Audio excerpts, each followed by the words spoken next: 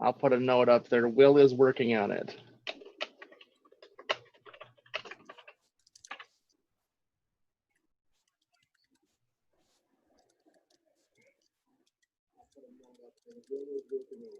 Oh, I just came through my speakers, so. Yep. Hello. Now it says Something now.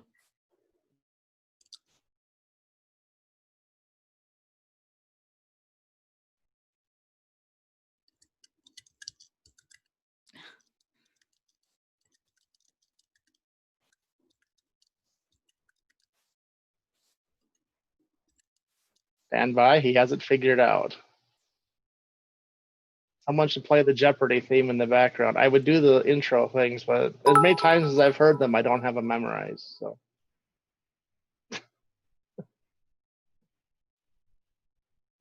Can hear everybody but Will now. We got cheered. It's great.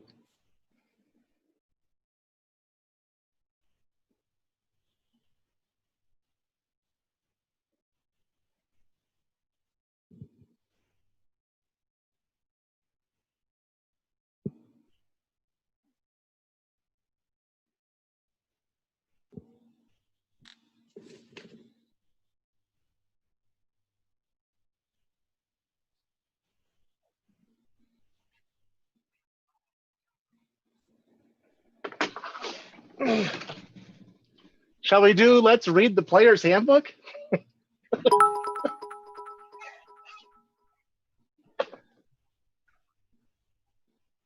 All right, I'll go first. I am playing Squire Oliver Moore and his talking horse, distant descendant, unicorn Mount Connie. Poor Ollie's pretty naive. He's pretty trusting, and he's a little bit on the hot-headed side. Some of the others might not appreciate his hot-headedness all the time, and it seems to get him into a little bit of trouble. So that's poor Ollie. So everybody feels sorry for him. Oh.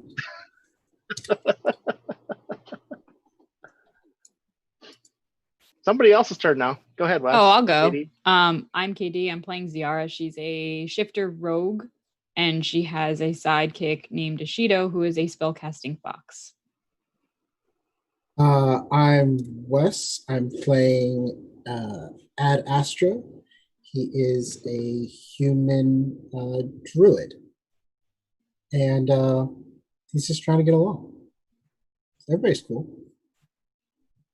And last time on our exciting adventures, we got shanghaied by some mean dwarves, hauled off to their place, where we then had to convince them that we weren't bad people, and that we were really just naive and stupid, and that's why we let the bad ghost thing out, which was going to come threaten them. But then at the end of the day, Star had another duel, didn't kill the guy this time, so that was a positive, because last time he had a duel, he killed the guy. So then we decided to have a nice little banquet and left, and that's kind of where we ended up at, as we will be heading out away from the place. Yeah. Can you guys hear me now? Everybody out there in TV land? Anyone? I guess I should probably have up Twitch to read that. Let's see. No. Of course, when I go away from this, I can't see if anybody's typing anything. And there it is. Yeah, there I am. I'm in there. When I go away from this, I can't see. Okay, cool. I apologize, everybody. So basically what it was is that because Adam normally does all the Your volume is low. Is my volume low? Okay. Bloop. What's up with that? Game. I now may have froze, apparently, through your rig. Or I was just sitting really still. Yeah. Let's see about this one here. I think this is the one right there. Yeah, unfortunately though, Queen Tiamat, we could still hear Will even when you couldn't, so it might have been a good time for you, but Yeah, we were suffering through it. I appreciate it. I think. Hey, now I have an echo. You have Twitch. Reverb. No, I don't. I'm reading the No, comments. they think Michael has an echo. I don't know if it's just Michael or if it's all of us. Let me go ahead. Is it all of us? Is it all of us? Kind of like the interactive portion of the show. I know. Yeah, Audience participation. Yeah, I put that one down. All of us. Okay, Yeah. I think I probably got rid of that, but I'm sure that I'm probably still pretty low, though, huh? Is the echo still on there? Yes, they're all. Oh, I don't know. No, I don't have Twitch open anymore. I do not know what Adam does with his speaker setup, but he's going to be pissed because it's all kinds of jack now. Echo gone. Yeah, sounds fine now. Stop whatever you're doing. Yeah, I figured that out easy enough. I'm trying to find where I can, because I can see where my microphone is, and it's still probably pretty low. I'm just. It says Will's volume is better. You're good. Is it good now? Okay, cool. All right. It says. Yeah, it just looks like it wouldn't be. Anyway, all right, everybody. Sorry about that. I apologize. We can blame just talk louder. We can blame this all on Adam. It's his fault.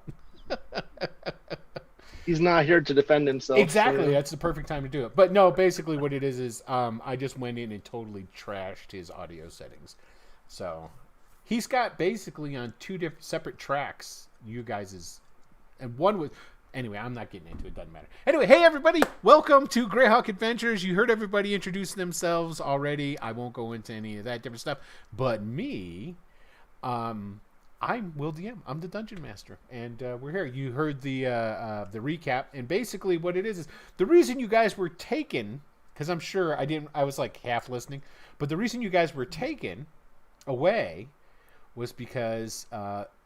there was a big rumor around that you were Abathor worshippers and the dwarves didn't trust you, and, well, you kind of let loose the ancient enemy of the Broken Stone clan, the Clawhammers, and so they took you up there, and they put them to the question. Not something, like, really bad. They didn't, like, brand their feet or anything like that.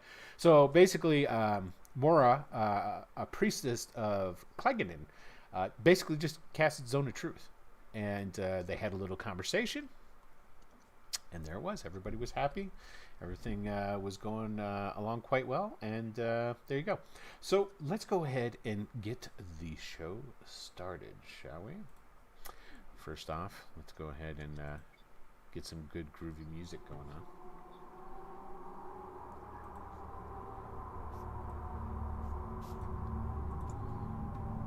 And let's go ahead and switch. I'm sure you all would like to see... Whoa. Okay, I'm going to switch it over. The picture looks terrible at the moment, but bear with me. I'm going to change it. Let's bring it, shrink it down a little bit. That looks good right there. Let's see how that looks. There we go. Alright. And I can probably get rid of that. You don't need to see the soundtracks.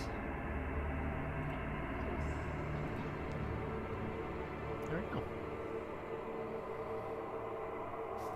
Alright, everybody. So we start off tonight's episode not in the halls of the Broken Stone Dwarf Clan. That's kind of loud.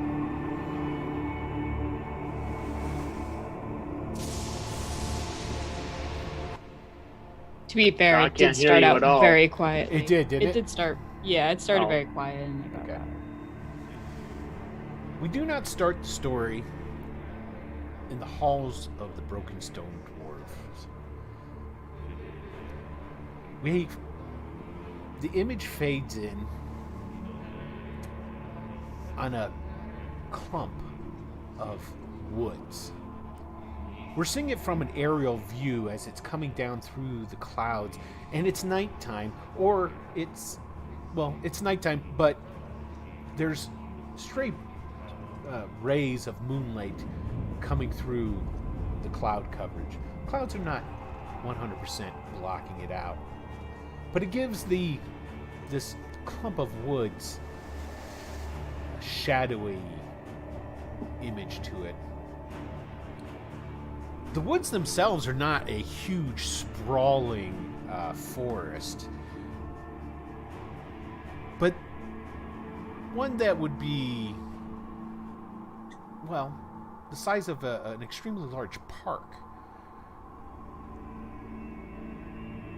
Everything around it, however, is the high moors which we're used to seeing in the Bone March, and this forest sits in a depression, almost as if some godly hand had taken some sort of ice cream scoop and just scooped out the earth, chucked it aside, and dropped a very thick forest.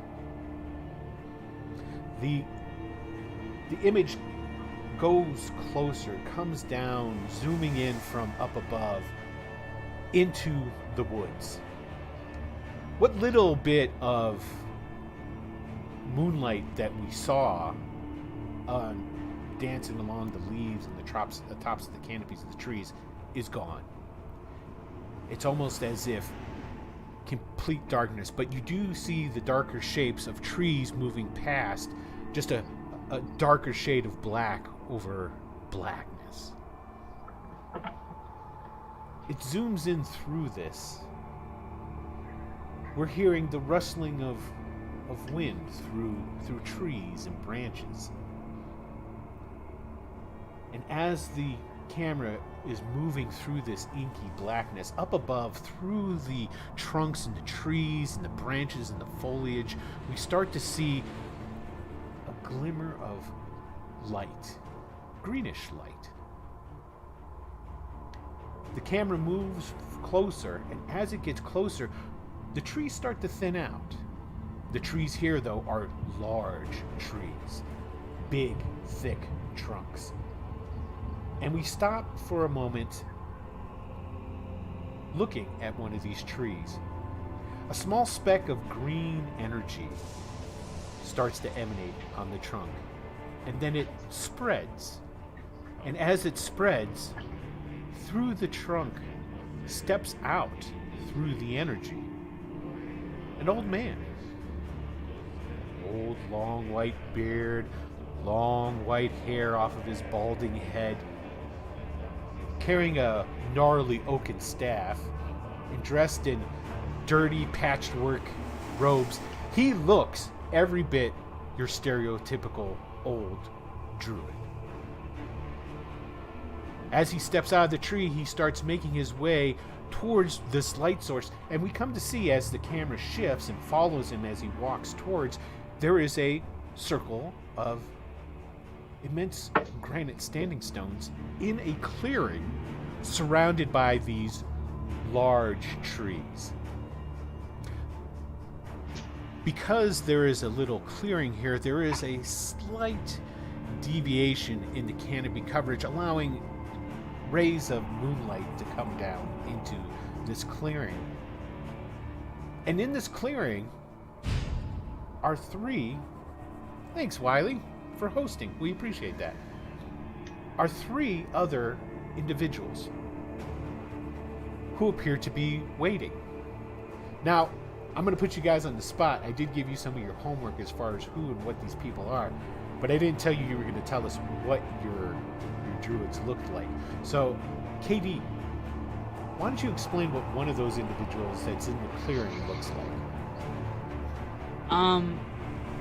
So he's got kind of a large build, average to large build,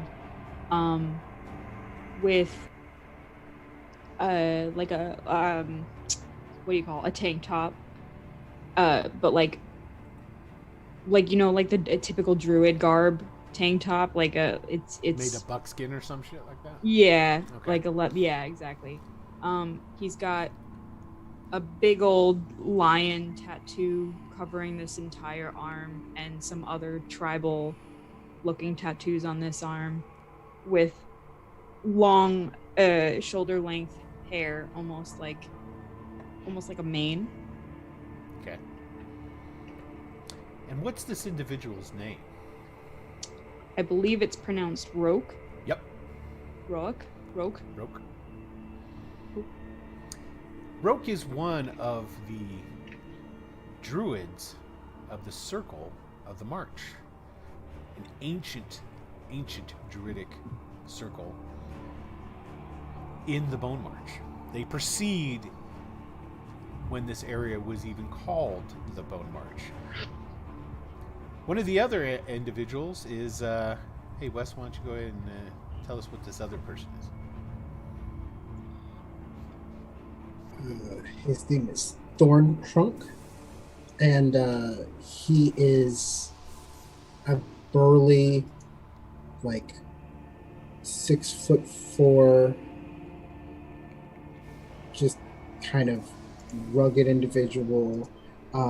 He has a skull of a lion that is been pushed through the end of a large club. And he constantly replaces the mane on the lion skull with new lion manes that he also uses as his staff. He's wearing just like a loincloth and nothing else, and he's covered in scars and probably chewing on like a squirrel bone. Okay. And last but not least, the third druid, Michael. Elmspur. Elmspur looks kind of almost frail. He's not, but he really looks like he's super thin, sunken chest. He's wearing this well-kept, probably done by some of the better craftsmen of the tribe. This buckskin shirt and pants and shoes. And he's carrying this staff that looks to be made completely out of animal tails. Like you can make out like a raccoon tail and a skunk tail and all kinds of other just animal tails seem to comprise this staff that he leans really heavily on as he walks slowly along, whistling to himself. Like complete opposite of the other two. Nice. Now, these three druids are in the circle. It's as if they're waiting for somebody, and well, they were. They're waiting for Calamath, which is the druid that stepped through the tree, and for those who've been watching, used to be a very large crab that was changed back into his human form not that long ago. Calamath comes walking into the circle, looking around. He seems like he's agitated and in a hurry. And when he comes into the circle, he looks and he sees only these three druids, and then he's like looking around like he's expecting something else. He goes, well, I see that you got my message. Where are the others? They probably die waiting for you. Blah. Show up. Don't drunk. I don't. Yes. Just sit down and close your eyes. I'm sure they'll be here soon. Otherwise, we can just regale each other with tales of our... Nothing. I've come to... Well, one, I've found out how long I've been gone. Two, I found out just what a shambles you've allowed the march to become in my absence. And three... Shambles? Yes, shambles. He has a feeling that we've been neglectful. Well, the last Tell I us left about the it, march, please. there were no humanoids in control of everything. There were vibrant towns and communities under our protection. What happened? The way I see it, the humanoids are not in control of everything. We're still in control of the humanoids. They just think they're in control of everything. Oh, really? Yes. Serpent Cline's never been stronger. I don't know where you went, but you've been here. Old time. Yes. Who controls... Let us just sit and dream, and maybe we will remember the good old days that you Elmspur, reflect enough. upon. Who controls Spawn Castle? The humanoids. Who controls Johnsport? The humanoids. Exactly. The only place You still seem standing tired. is Neural, which I will admit Neural has seemed to have changed some now that they have a new count. But the rest of the march is completely crawling with humanoids. Speaking of humanoids, I see you fix yourself up. Fix How my- that happen? How that happen? I would like to know as well, where were you? I've been stuck as a crab for I don't know how long, well, over 30 years now. Did any of you try to come and find me? You were used to. We you were going off working your on own. a new song for you. For Christ's sakes. Oh, there's no Christ. For the God's sakes. If I know you need a rescue, me and my boys, we gotta maybe wrangle something up. I was cursed. There's nothing that could be done about it. Well, Then why are you complaining if there was nothing to be done about it? nothing to You be done about contradict my yourself. curse. The march, on the other hand, thoroughly disappointed in all of you. Well, I would think that the mighty Calamath can get himself out of trouble. I think that we need to start relearning who's in charge of the circle. Who would that be? Who is the Grand Druid? I just close my eyes and dream. Well, by your silence, I assume you're accepting that I am the Grand Druid, as I have been Well, we for over 1,000 haven't years. had an election lately, so I suppose Of course we probably not. still are. I rule completely in the march. It's high time that we started to get things moving in the right direction, to expel these humanoids from my lands. Serpent Why? Clan always ask for Where's purpose. Attercap? Fuck him. Very well. I expect... Question: Yes. Elmspur. why do you wish to dispel the humanoids from these lands? Because they're my lands. Are we not humanoids? Oh, don't get technical on me. You know what I'm talking about. Orcs, hobgoblins, goblins. Some of us are. Those creatures. This is our land, not theirs. How many of your people have you lost to them? Yes, exactly. The weaker clans, maybe, but not the Serpent Clan. Well, it's high time. We and the gnomes are doing fine. Good. I expect all your clans to gather here within a fortnight. Is that understood? The gnomes too. They're I'll humans speak- to kill. I'll speak With them. I'll speak with the gnomes. Don't worry about them. You just bring your clan. At least I found out about that. Is that understood? Why do we need them to gather here? Well, we're going to go to war. Oh no. Oh, yes. Yes. No, we just need to learn to love each time. other more. Fuck that shit. Yes. Well, if we learn to love each other more, You're the love I need. Thanks for the like there, Robert Jackman. It's a heart that I rip right out of the chest of Excellent. my mount. That's what I like to hear, Thorntrunk. Rook, Elmspur, in a fortnight, I want all the people under your care here. Is that understood? oh, I'm afraid we've all grown old and tired. Are you defying me, Elmspur? I sit here. Would you like to enjoy my company a little bit longer? I would like to enjoy yours. you've grown senile. Rook. Soft. Take a look in the mirror and cry. You will have your people here? I spent my years believing in you. He's talking to your guy, Katie. Yeah, I know. I was letting Michael finish. Okay.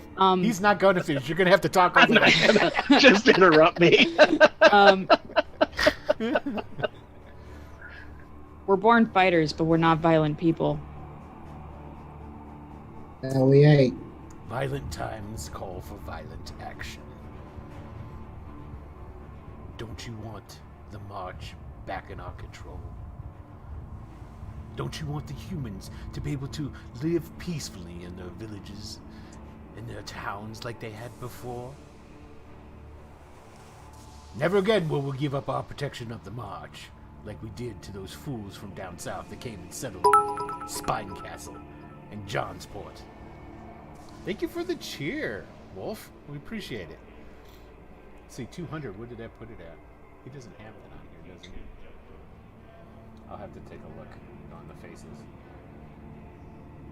Oh, you can barely see that. I'll have to take a look in case it put us towards the 500 mark there, Wolf. But thank you very much. We'll find out. Not to interrupt him getting angry. You know, they say I'm going crazy. I got nobody left to believe in. Not even you, Calaman. You left us for too long. Well, first of all, my name is Calabath, so obviously you are losing it. But It's insane.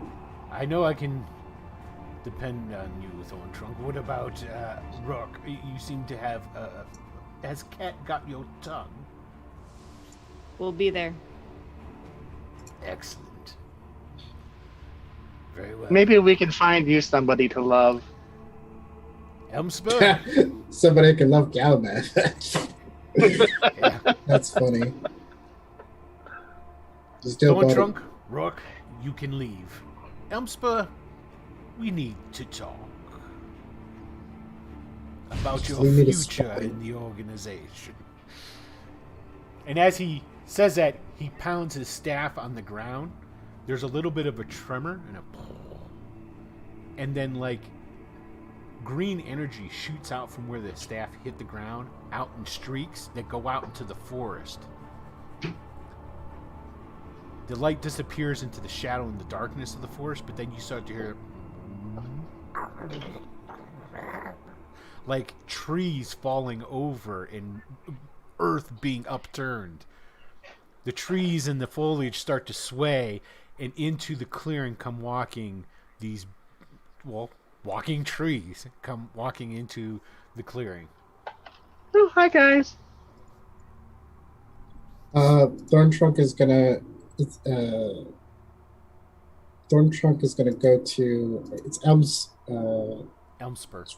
Rourke, right? That is the one that is in trouble. No, you talking about Michael's or KD's? Hades. That's Rourke. Okay, yeah. He's gonna go up to Rourke and he's gonna lift his club and like measure it against Rourke's skull to see if it'll fit. And like, it won't fit. The hell doesn't fit? And what a wonderful way to fade to black. And we'll end that scene. Dun, dun, dun. All right, let me go down. I can barely see, so I'm gonna have to pull up Twitch because I don't want to deprive. If somebody cheered and gave you guys, actually, that's not the one I want. I guess it would be okay. Twitch. Let's just see. I want to make sure.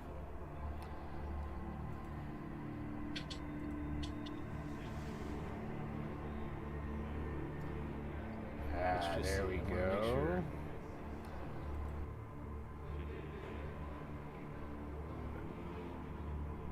Okay, so it's 300 away. I got it. Cool. All right. Thank you, Wolf, nonetheless. We appreciate it, everything. So, okay, let's go ahead and get back to what we're doing here. So we're going to go ahead and we're going to fade out that scene there. And we're going to go to a different scene. First, got to get rid of that. Get this going on. I don't think I need anything else right now. Nope, that's it. Okay, so the scene fades to black with the druids. We fade in on our cast of characters, the ones that we know oh so well: Ad Astra, Ollie, Ziara, and Star. And you're in the Broken Stone rooms that you'd had set aside for you, your apartments. It was after the meeting. You were shown to your apartments, and they were going to be getting ready for a banquet. And you guys were sent back to your, well, not sent, shown to your rooms, so to speak. Now, Ollie was going to stay for the banquet, and then he was going to leave? Is that what I was understanding? Yeah, everybody asked him to stay, so he decided to stay.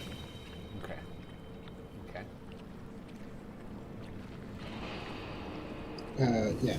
Astra had already left before And he was back any in of his this. room, though. Yeah. Yes. Okay, so you guys are there in your rooms. Is there anything that you want to do or say or figure out? I mean, because basically you guys really haven't had any time to really do anything aside from, I mean, the dwarves showed up, they pulled you out of Hardford, they drug you up the mountain, they forced you to have a meeting with King Clagendor, and then now you were shuffled off after they said, okay, you guys are clear, we're not going to hold you responsible. Didn't we have a discussion with each other at the end of last session?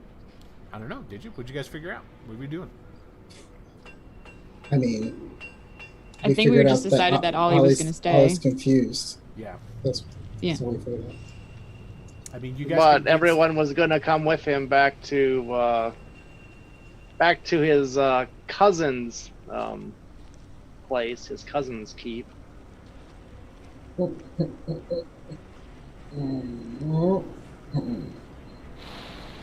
is that?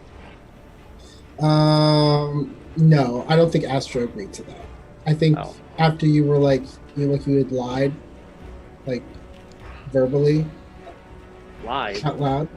You know, like when one says something that's not true. When did you do that? I figured you wouldn't remember that, but that's what happened. You were like, we're not gonna have to see somebody, and then you were like, yeah, well, that person's not gonna be there, and then you're like, yeah, they're there, and then you're like, no, I didn't tell them anything about where the box was, and they're like, actually, he already knows because I wrote him a letter. Well, yeah, all that, all those lies. Don't forget too that you guys also have a nice chunk of Starglass. No, actually, Astra stole the Starglass. Stole. Just how Ollie sees it. Stole. I don't think you. I don't think you know what that word means. This is why Astra left, and why I don't agree that we all agreed that we're going with Ollie. I'm not saying that they shouldn't go. I'm just saying Astra did not agree with that. He left before their conversation finished because he was scared. Star's all like, well, you know, go, not go. I can kill people there. I can kill people here. You know. I think. I don't want to speak for Adam, but I feel like there was like genuine concern about the conversation that had taken place. I will defer to you guys on this because, unfortunately, I did not listen to the last episode, so I did not recall what his actual end decision was. So if you guys are saying that he was against going there, then that's what we will go with. For sure. I think we were all kind of against going there. Let's recap why is this an issue for those who are watching who maybe don't know specifically. So basically, I'll set this part of it up. Honestly, Ollie has no clue, just to put that clear, why anybody would not want to go. So they've Sorry. throughout the adventure, they've come to an understanding that there is this material called star glass that was originally, and as far as they know, is still located up under Garnholm, which is the ancestral home of the dwarves in the Raker Mountains. Okay. Now there's a dragon that lives there, but in past history, there were weapons that were made out of this material. One of these weapons was a sword, which I subconsciously ripped off from Tolkien and called it Anduril, and it was a dragon slaying sword that was buried with Stormano, which was an ancient Flan hero that had killed the dragon. They found this sword, but they also found out that this Starglass stuff is kind of, it could be evil. The sword was definitely evil, and it tried possessing, it did possess more than one of the people in the party. For a slight moment, it possessed Ali, and for a while, it possessed Star. And Star actually killed somebody while he was under the possession of that sword. They were able to get him away from it, and the sword was put away into a lead box, and then that lead box was shoved into a bag of holding. So, but also, through their adventures, come to find out, while they were going through an old dwarven fortress called Axholm, they released a guy by the name of Emmer Clawhammer, who happened to be, he was nailed to the floor with pieces of star glass. They let him loose, and he'd been pinned to that floor for like 750 years, but yet he was still alive. They let him go. Turns out Emmer Clawhammer is the ancestral enemy of the Brokenstone clan, which is one of the heavy-duty dwarven clans in the Raker Mountains. Which is where we are now. Yeah, which is where they are now. But what they had asked him was, during the process, or I should say the negotiation on whether or not to let Emmer Clawhammer up from the floor, he promised Ollie a chunk of Starglass. Says, if that's what you want, if that's what will get me free, I'll get it to you. So that happened early on. They'd been doing some adventures. They actually killed this young white dragon. And then several adventures later, this box shows up. And what is in there but a note from Emmer Clawhammer saying he's a man of his word, and a chunk of that Starglass. Now, what happened to that Starglass, guys? What'd you do with it? It's in the bag of holding. Yes. So that's what we're talking about with that. Now, the reason against all these objections. Now, Yes, the reason yes. Ollie really wants it is because before the campaign started, it's your uncle, not your cousin, right? It's your uncle. Your uncle, who is a wizard in Radek, had asked Ollie, as Ollie was heading off to do his good deeds to try and win his knighthood, to keep an eye out for, and he described the stuff and called it, he even called it Starglass. So when Ollie... Or Nightglass. Nightglass, yeah. So when Ollie first saw it, he was all like, I gotta get it, and I gotta give it to my uncle. So, and that's where we are now. So, okay, now that everybody is caught up, everybody's on the same page with that, continue. I didn't mean to interrupt, but it is. Yes, and Ollie told his uncle about that, and then didn't tell us that he told. Actually, I announced I was writing a letter because that was back when we were all in prison. You sure did say you were writing a letter about. You said you were writing a letter. Town, you didn't say what the about how bad was. the town was. Yeah. Yeah. And how this new guy had shown up and stolen stuff, and that part was not expressed. But also, since now we know that you sent that letter to your uncle, since we found that out after asking multiple times, there's some concerns. Ali has not been, in Asher's opinion, very receptive to those concerns, so he ran away because he's scared.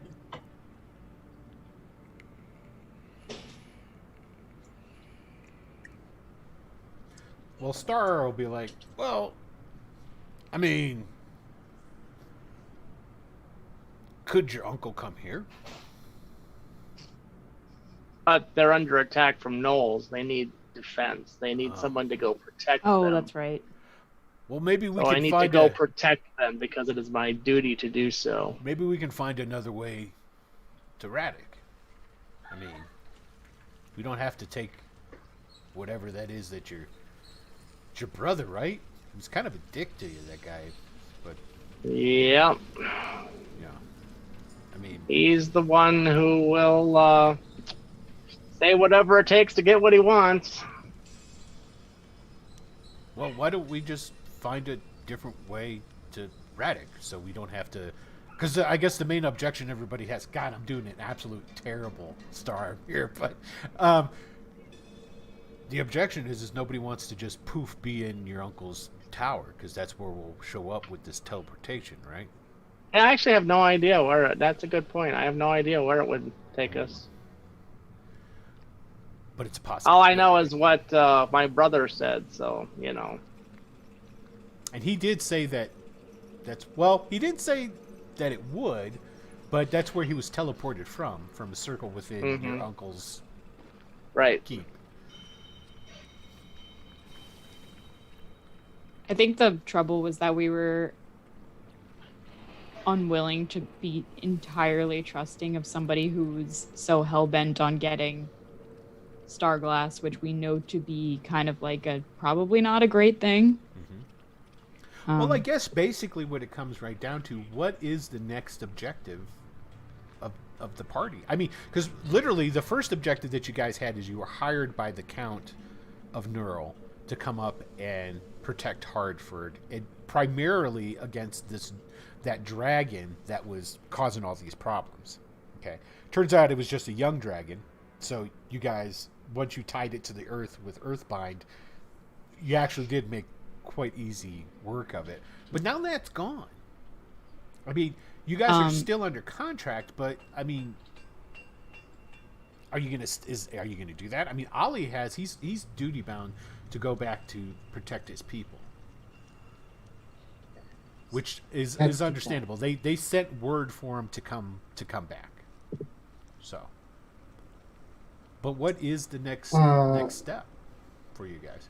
Astro had left, but he'll come back fine. He'll come back and say, maybe you could write your uncle and tell him that you were wrong and that there's nothing, there's no Starglass. That way I won't have to worry about it and I can come help you. You can say that the that would Starglass is require being destroyed because lying and. Well, you don't have to you lie. won't. You can say that we're destroying the Starglass because it's dangerous. Well, And what you if were we mistaken. What if we don't take the Starglass with us? That's a non-story. Well, Oh, sorry, that's Aegis. That's not Astro. Sorry. I don't think that's. I mean, I would trust Minura to look over it. Or, I mean, heck, what about we're sitting in a whole city full of dwarves. Maybe they could just keep an eye on it for us. I feel like that's like super sound. Except like one of them just kill you and like. Yeah, but I challenged them, so it's okay.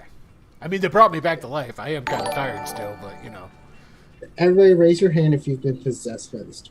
Say it again. Star kind of like Raise your looks hand at, if you've been possessed by the Starglass. he looks at the floor and he kind of raises his hand. Oh. He goes, but that's beside the point. I'm not possessed by it anymore. I don't want to touch it now.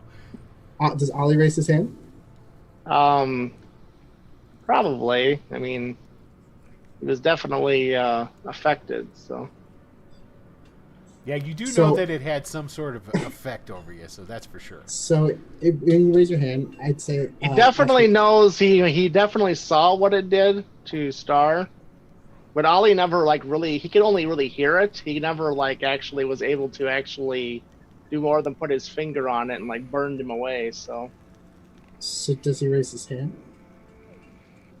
well, he says I was definitely affected by it. I don't know. I don't know if I was possessed by it He gives you a because he honestly doesn't remember yeah that yeah. piece. So if you say you don't remember, then Astro would say, well, then how do you know if you're lying? I don't remember exactly what happened when I first touched it. exactly. So maybe when you wrote the letter, it wouldn't be incorrect to say that you were I got an idea. confused. Okay, wait. Check it out. So, what if we just destroyed the sword and took the chunk with us? What chunk? Well, the chunk that was sent to us by the... Oh. I can't... This is where I'm going to play Adam correctly. Whatever that guy was that was nailed to the floor. I don't remember his name. I think we should just destroy it all. It seems pretty dangerous. And if, Ollie, you're worried about lying, why don't you just tell him the truth that we're going to destroy it because it's dangerous? Oh, I already told him that my plan is to destroy it as soon as I can. Well, there you go. We'll just find that Calamath guy. I mean, he said he could destroy it. I mean, so you're not planning on giving it to him? No. As a matter of fact, see, what I had written was that in defending the Goliath, I was hit over the back of the head, and then some new entity or unknown entity named Ad Astra took possession of the sword. Don't know who that is, basically. But since the sword has corrupted both myself, I feel it must be corrupting this Ad Astra as well. Maybe you could just correct that part. Yeah. And I think that it'll be a difficult influence because it's like I can even hear it leaking from the bag. We'll destroy it, and then we can hurry off to Radek to help out your people. That sounds like a great way to do things.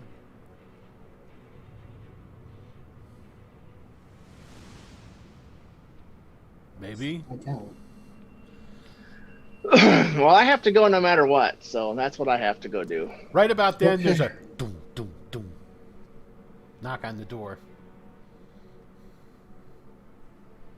CR will look at everybody. I know everybody went. It's not my room. It feels weird to open the door. She'll tentatively reach back and just open the door and kind of like, is this cool? Can I do this? Okay, you open the door, and there's a dwarf standing out there. It's one of the dwarf guards. He goes, oh, actually, no.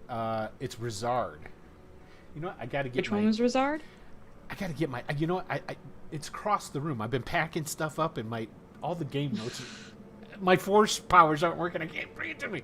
So, somebody tell a real quick story. I'll be right back. I feel like I'm out of options. I'm just going to be totally transparent. I feel like I don't have a lot of options right now. I feel... I can properly introduce you. And that can be a good smooth over. Because when I originally wrote my letter, I saw you as an attacking force who was coming in, some kind of a rogue, some kind of a thief. I didn't really know what was going on, but I knew I was in over my head and needed help. So that's why I asked for it. I feel you. I get that. I definitely get that. So then I guess I have to decide how stupid Astra is. Well, he's known Ollie for a while now, and he knows he's pretty naive and pretty. His whole world philosophy, it can be summed up probably by everyone's as nice as I am, right? And I'm really nice. That's how he sees himself. So. Oh, so pure. Yes. Okay. All right. So the guy who's at the door is. Did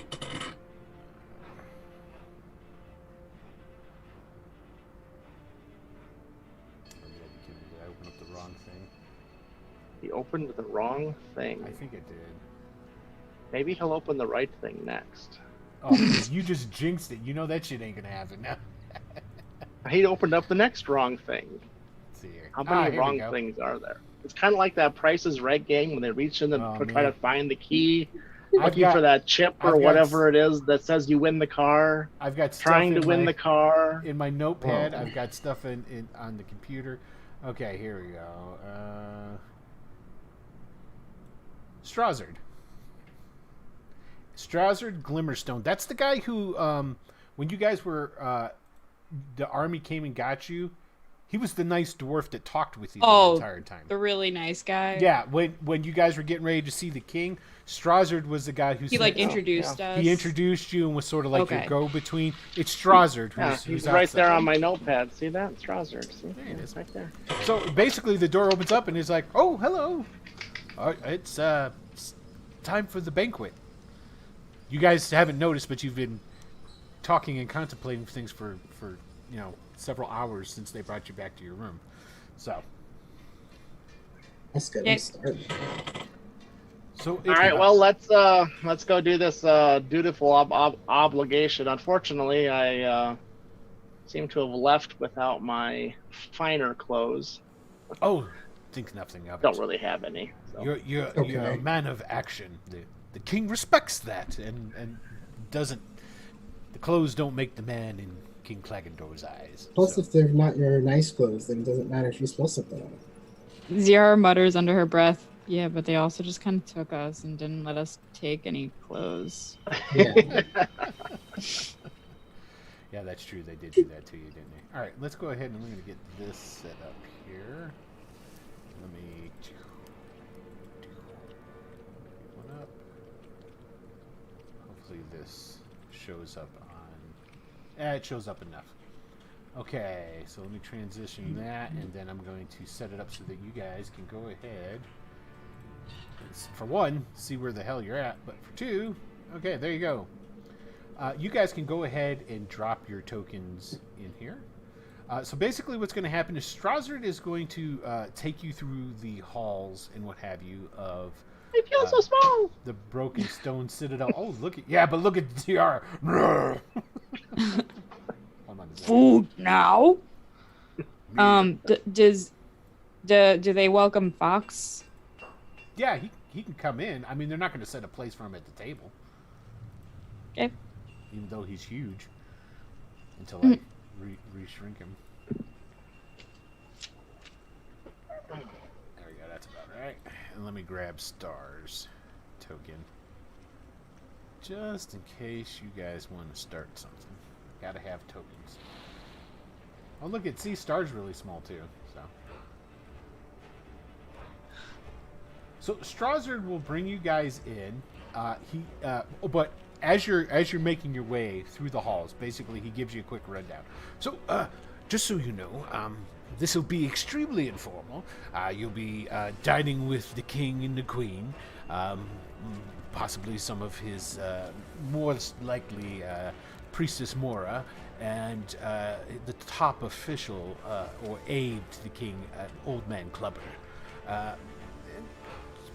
Feel free, of course, to speak your mind. Like I said, it's informal, but it would probably be best if you were to refer to them as Your Majesty or Lord or proper like. Just to maintain, because while you have been cleared of any purposeful wrongdoing, you still did kind of let loose our ancestral enemies on us. So, a little touchy still, But aside from that, yes, and feel free to ask the king any questions or anything that you might have about anything. I mean, he's a charming fellow. And so with that having been said, you guys are led in through the doors. As you can see, you can't really see the southern half there. Well, you guys can see it. The people at home can't. So there's only 4 guards in here. Okay. There's the table. You've got King Clagandor. You've got his wife, the queen, which, oh gosh, I can't even read her name. Ophelia, I'm pretty sure it is. Norik is there, the champion. Okay, that's the guy who fought. This is Norik right here. That's the guy who fought Star in the challenge in the last episode and killed him. That's Helfia. This is a really old dwarf. And you're assuming that would be Clubber, because he was Strazzard explained that's what it would look like. And then this is Priestess Mora. Okay. Klagandor head priest. You're brought in. Strasser introduces you. You're allowed to sit down, and then Strasser leaves. He doesn't stay. He leaves. And the king is, welcome, welcome. Now there's food all over the table. They're already eating. Okay, so when you guys are brought in, he's like, welcome, sit down. Help yourselves to whatever you like. Is this your first time eating with with dwarves? Yes, I believe it is there, sir. Never eaten with a dwarf before. Well, then I'll make sure that Not you in have this setting. the best of everything that we can provide, so to make an impression upon you. And there is booze aplenty on the table. There's a lot of beer. There's some hard alcohol as well.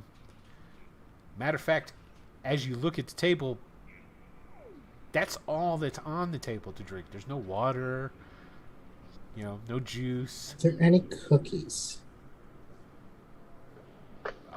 Yes, and there's I don't have them on here, but I'm going to say there's like a page that stands behind the king, and the king. Do you have any cookies?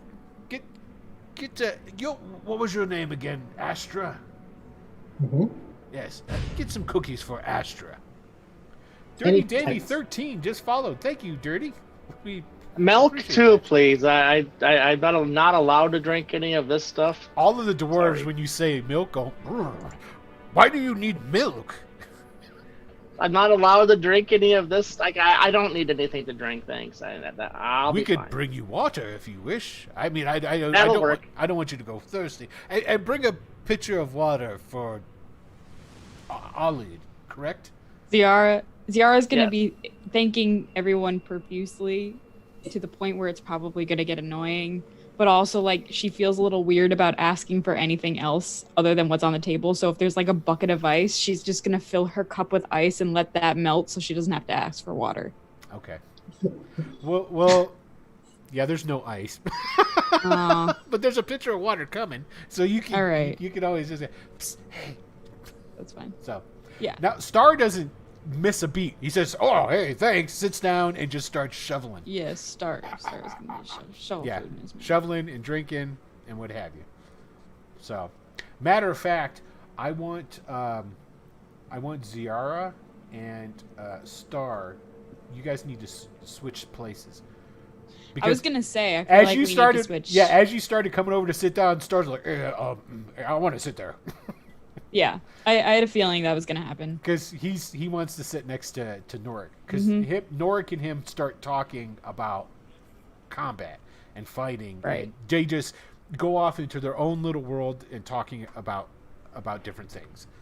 And okay, so Mora, the priestess, goes, so tell us your story. You're from Hartford, or did I hear correctly that you were hired to work at Hartford? It's best that we hear these things from you. We were hired from the Count. Ah, Count Kargas of Neural.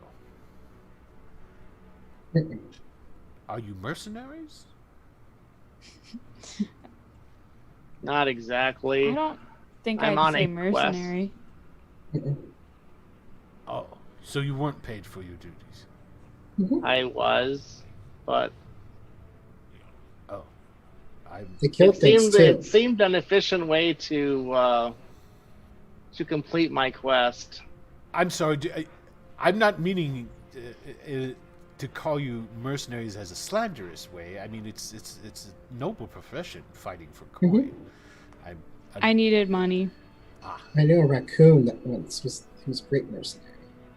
I'm sorry. He What? was a raccoon. Raccoon? Yeah, You mean he's very stealthy. the furry little animals? Yes.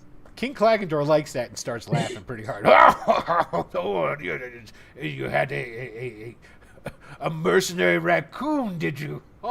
I didn't have him. I would. Oh, I no. couldn't afford him. Oh, you couldn't afford it.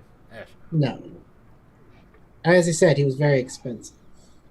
But I'd pay good money to see that. oh, many people did. But you only saw them once, No. Oh. Raccoons are vicious. Well, if you say so. I've never met a raccoon that good. But who am I to say? You're on a quest, Oliver. I'm sorry. Is your real name Oliver, or is it just Ollie? And It is Oliver. That's more asking. Do you mind if I call you Oliver? That would be fine. You say you were on a quest, Oliver. What's your quest? To confirm the existence of some stuff and to determine, basically to confirm the existence of some stuff was my initial quest. And what was this stuff? What the dwarves were up to. I beg your pardon? The and all of them kind of like northern. lean back in their chairs. Have you? Well, not you specifically. The dwarves of the Broken Stone clan. King Claggedor. My quest was to discover. Leans in. I'm the king of the Broken Stone clan. Right, but you don't worship Abathor, right? It's like in unison, all the dwarves turn and spit.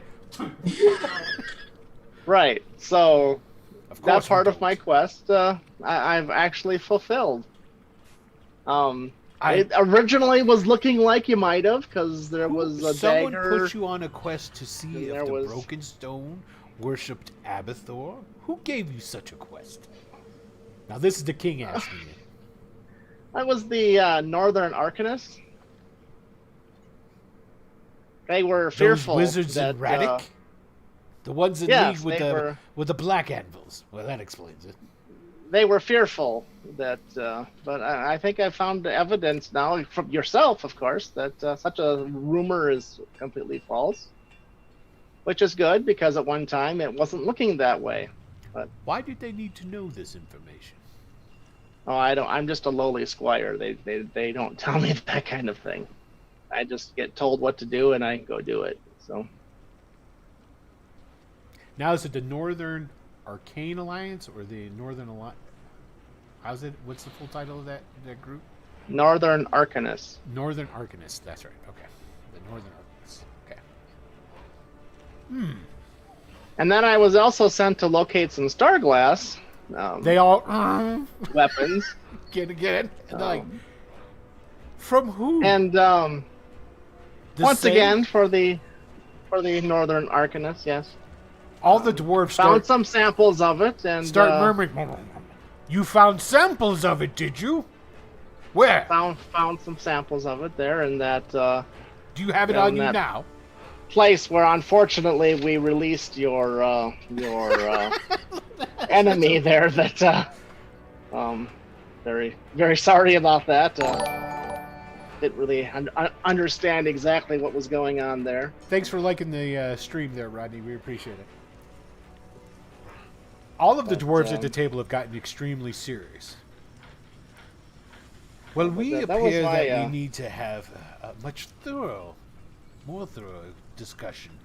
First of all,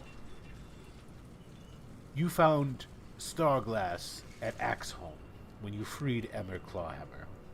Yeah, he took it with him, though, so there's that. But you said you found pieces. You found more. Right, he was pinned to the floor with it. Then he took it with him, and you are not in possession of any Starglass currently? I am not in possession of any Starglass currently. You fucking lawyer, you.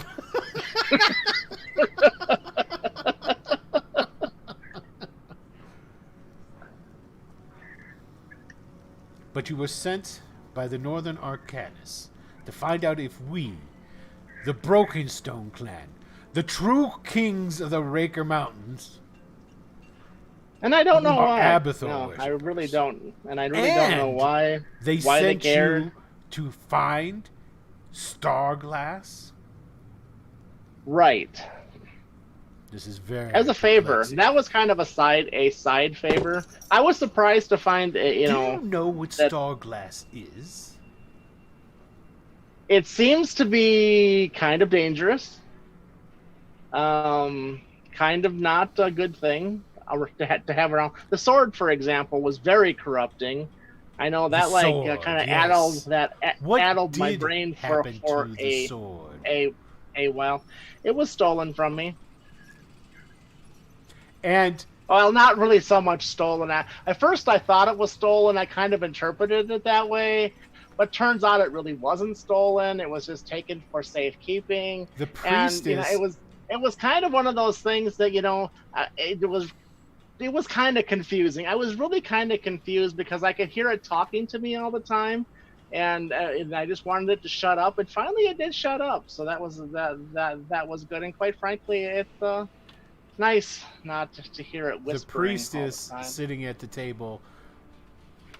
Astra, you seemed like you wanted to say something. You know about the star glass?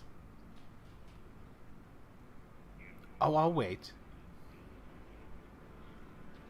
That means He really enjoys your don't take food. another bite. The old guy at the table clears his throat. Don't forget, you're sitting at the table of the king of the Broken Stone Clan dwarves. You're here under our hospitality, but we will broke no deceptions or lies. Mora, the priestess, goes, now, Clubber, I'm sure that they're not intending to do that. We spoke with them under the Zone of Truth. If they were attempting to deceive us, I'm sure it would be unintentional. So the king says, so tell me where the sword is. Like I said, I had it. Well, the Goliath had it, but then it was taken from him after I was hit over the back of the head. Mm-hmm. And I'm not 100% sure where it is now because I could hear it whispering, and then one day I couldn't hear it whispering anymore. I think your name is Ziara, correct? Yes, you. Yeah. Where's the sword? This is still the king talking now. Okay, this is like actually legit. Like Yeah, I don't it's actually actually remember. legit. Okay. No. I'm asking like out of character. Is it? Did we leave it back home or is it here? It's there. It's here. Okay. Yeah, it's in so one she'll- place where all the star glass is gone. So she'll say, we have it here. But I don't hear it whispering anymore. We can't have it. Before we move any further, and you guys are kind of getting the impression that while you were offered to come in to the dinner, it was pretty much this is where they were intending to really question you about things and get information. Excuse me. You're whispering to the page. Some more cookies, please. Yeah, the page will bring some more cookies right away. Literally. So anyway, the king goes, whether or not you will actually be leaving the Broken Stone Citadel will depend entirely on your answers going forward. And we've changed pictures here for a minute, but I think that'll change back once the KD. They're still on, right? I think Yeah, it maybe just I think she's maybe stepped away. it doesn't. That- Yeah, they just don't have the. I think they maybe stepped away. They stepped away for a second. Yeah. Okay. All right. Yeah. So don't yes, turn off the camera. the pictures will reset when they come back. Okay. So he says. So, well, he can't really continue to ask Ziara because Ziara's not there. That's one way of not answering a question. Smart. Bloop. Whoa, can't tell you anything. I'm gone. I think my Postmates is here. Hold on a second. So, Star is looking across from you guys like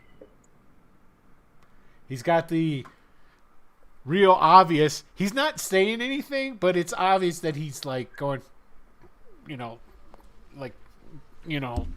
should we say something? Should we not say something? And honestly, Ollie doesn't know where it's at because you guys all That's hid true. it from him You hid it away. Ollie so does not know where the sword's he at. honestly doesn't know where it's at. So Yeah. So the king. Sorry about that, guys. That's all right. So the king asks directly, "You have the sword with you now." We were trying to keep it safe from other people from getting in the wrong hands. Yeah. That's wise. It is not something to be wielded by mortals. Yeah, we want to destroy it. Oh, really?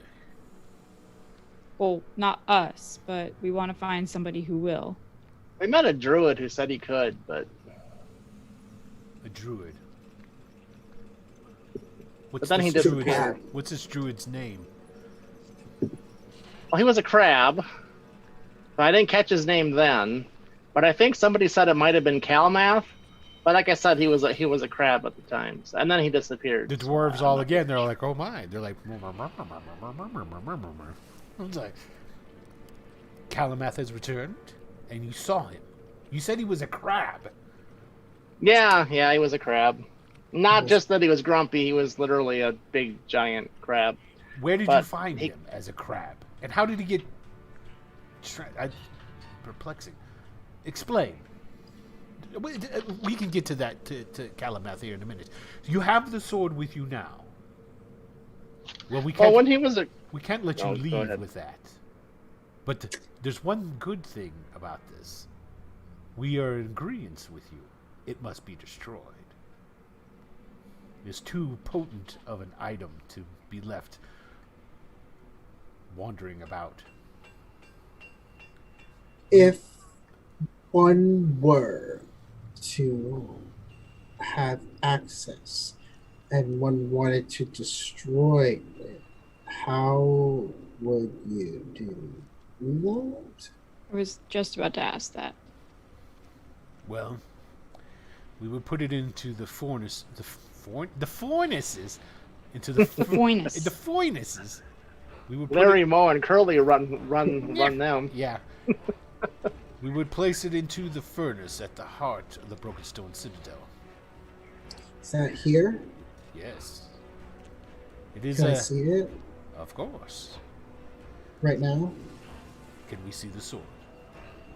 Why? We shouldn't touch it. No, no one should touch it. So why do you need to see it? All due respect. To make sure Make sure of what? it's the sword. If it's any sword, won't it be destroyed if it goes in the forge? We don't take anyone to the forge. Oh. If it is the sword, we'll go to the forge. I can't hear it anymore.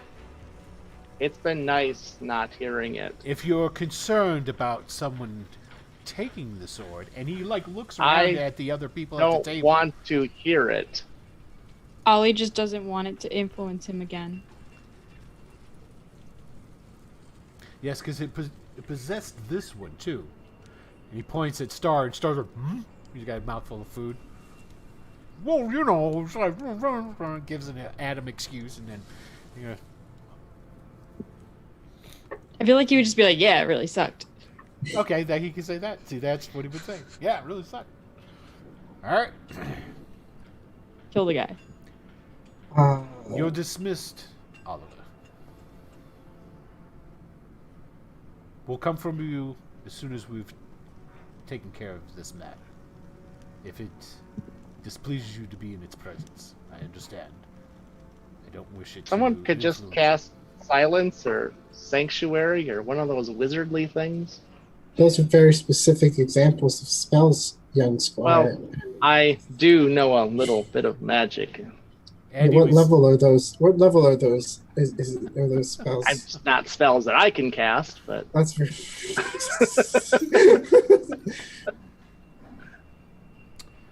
I can assure you nothing's going to happen. Matter of fact, he leans back and he tells the page, he says, "Go bring the house guard." And the page goes, running out. Norik, who's been sitting next to Star this entire time, really hasn't been saying anything because he's too busy shoveling food into his face and talking about weapons. And now he seems like he's kind of bored because it's turned away from that conversation. Just goes, "Don't you worry about it, kid. If something were to come up, I'll take care of it. I can put you down. Don't even have to kill you like I did your friend here." That's good. I think I just That's maybe comforting. I got nervous because you like came with like that like mini army or whatever to the town, and then you like kidnapped everybody, and I had to have my first law case, which was super. You do understand our position, don't you? Now I do, but I'm talking about before I did. You know, Yes. like before when I tried to talk to everybody, nobody listened, and they said that they probably would kill people if we didn't listen to them, and that made me scared because I don't like that. Just show Personally us. speaking, Show me the sword. I can do that, but I can't be held responsible for what I do if you attempt to reach for the sword. I understand. Trust me, I shan't. And at that time, Oh, those are more people. there's a bunch of dwarven, fully armored guys come in. It's the house guard. There's 12 of them. They come in. They like stand in formation around the table.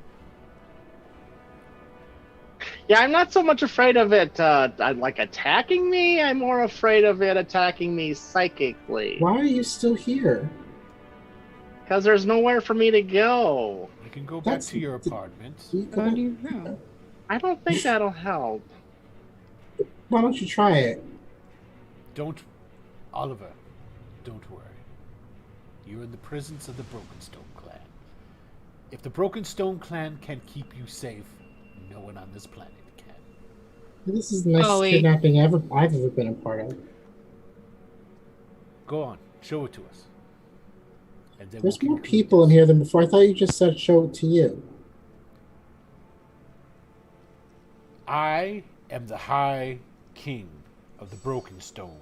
I have That's pledged true. my entire life towards the defeat and destruction of the Clawhammers and the influence of Shaunaroth, the dragon who sits upon Garnholm, upon the pile of star glass of which this weapon was made and used to infuse my clan with nothing but treachery and civil war. You have my word. Now enough of this! Show me the damn sword! One moment, please.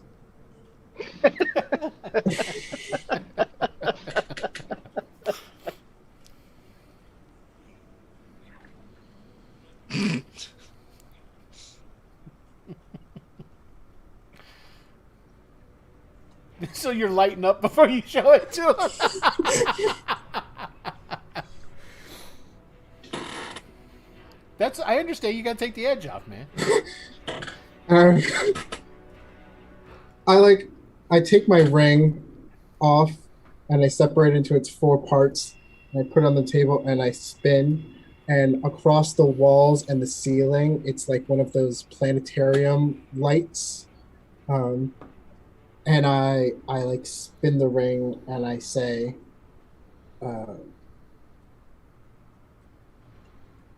should I show him the sword? And I cast Augury. The magic 8-ball says, seems like a good idea. That's not nice. Okay. All right. I'll show you this. I need a lead glove. Somebody have a lead glove? I don't need you to pick it up. It's in a bag, and I don't know how to get it out of the bag without holding. It's in that box. Isn't it in a lead box? Yeah. Yeah. Do you still ask? I didn't know if you remembered. Because if you ask, Yeah, I want a lead glove. I want to let glove anyway. I just haven't had access to one yet. But now I have a chance to get one. Noric, Just to poke peek behind the curtain for a second since I'm being questioned about it. They don't know about the damn box. Yeah. I was being helpful. Okay. Noric actually pulls one of the gauntlets that he has at his belt and he chucks it across the table and it lands on the table before you. Finest dwarven magical mithril you'll ever find. It's very nice, thank you. I reach and I put it on, and I take out the box. I say, I want you to understand, I'm not trying to be difficult. You know what my circle is. This is all that it is. If I were to betray them. I understand. And you know our clan. Yeah, I know you guys by reputation. I've not been kidnapped by you before, though. And I open the box. Okay, so you pull it out, set it on the table. Flip it as I was saying that, I was pulling out the box. Okay. Yeah. All right. You set it on the table. You flip it and open. And Ollie begins to cry. Yeah. Why are you still here? Oh, he's not. He left. That's why I moved myself. But he hears it at that point and begins to cry wherever he's at. Does he hear it? From how far away does he? Klagendor comes over. He gets out of his chair and he walks over. His hands are behind his back. He leans over and he looks. Oh, yes. You can close it.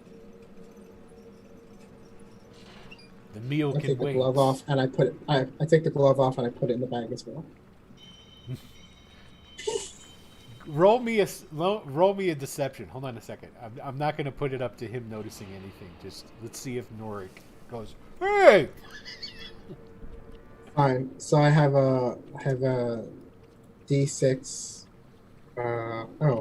That's what I was like, why do I have everything open, right? But I didn't have D&D open. So anyway, 220 plus a D6. And what stat was it? This is going to be dexterity. That is a 21. Yeah, that's without the dex. Okay, Noric doesn't notice right away because he's oohing and ahhing over the sword.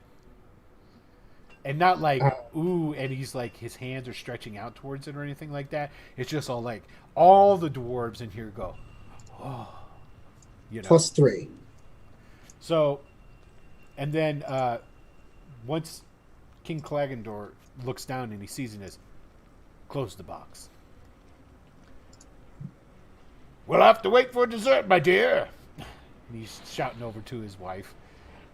Come, we go to the forge. And he two guards open up the doors. He gestures. Sierra was like, wait, like all of us? Oh yes, all of you. You'll want to witness this. We usually don't allow non-clan members to even glimpse the forge. You have to understand, the forge is what powers all of the Citadel. The heat and energy generated through it is what heats and powers the Citadel. So the magic won't affect that? No. Come. Okay. And they're leading everybody out. They're not going to let anybody lagging behind by themselves. It's always, so everybody going in a group. They will send someone for Ollie to come if he wishes. They find him curled up in the corner somewhere. Okay, then they leave you there. Not wishing to disturb you. So, and with that having been said, we are going to take a short break and be right back to see what the hell happens with this. So, don't go anywhere. We'll be right back.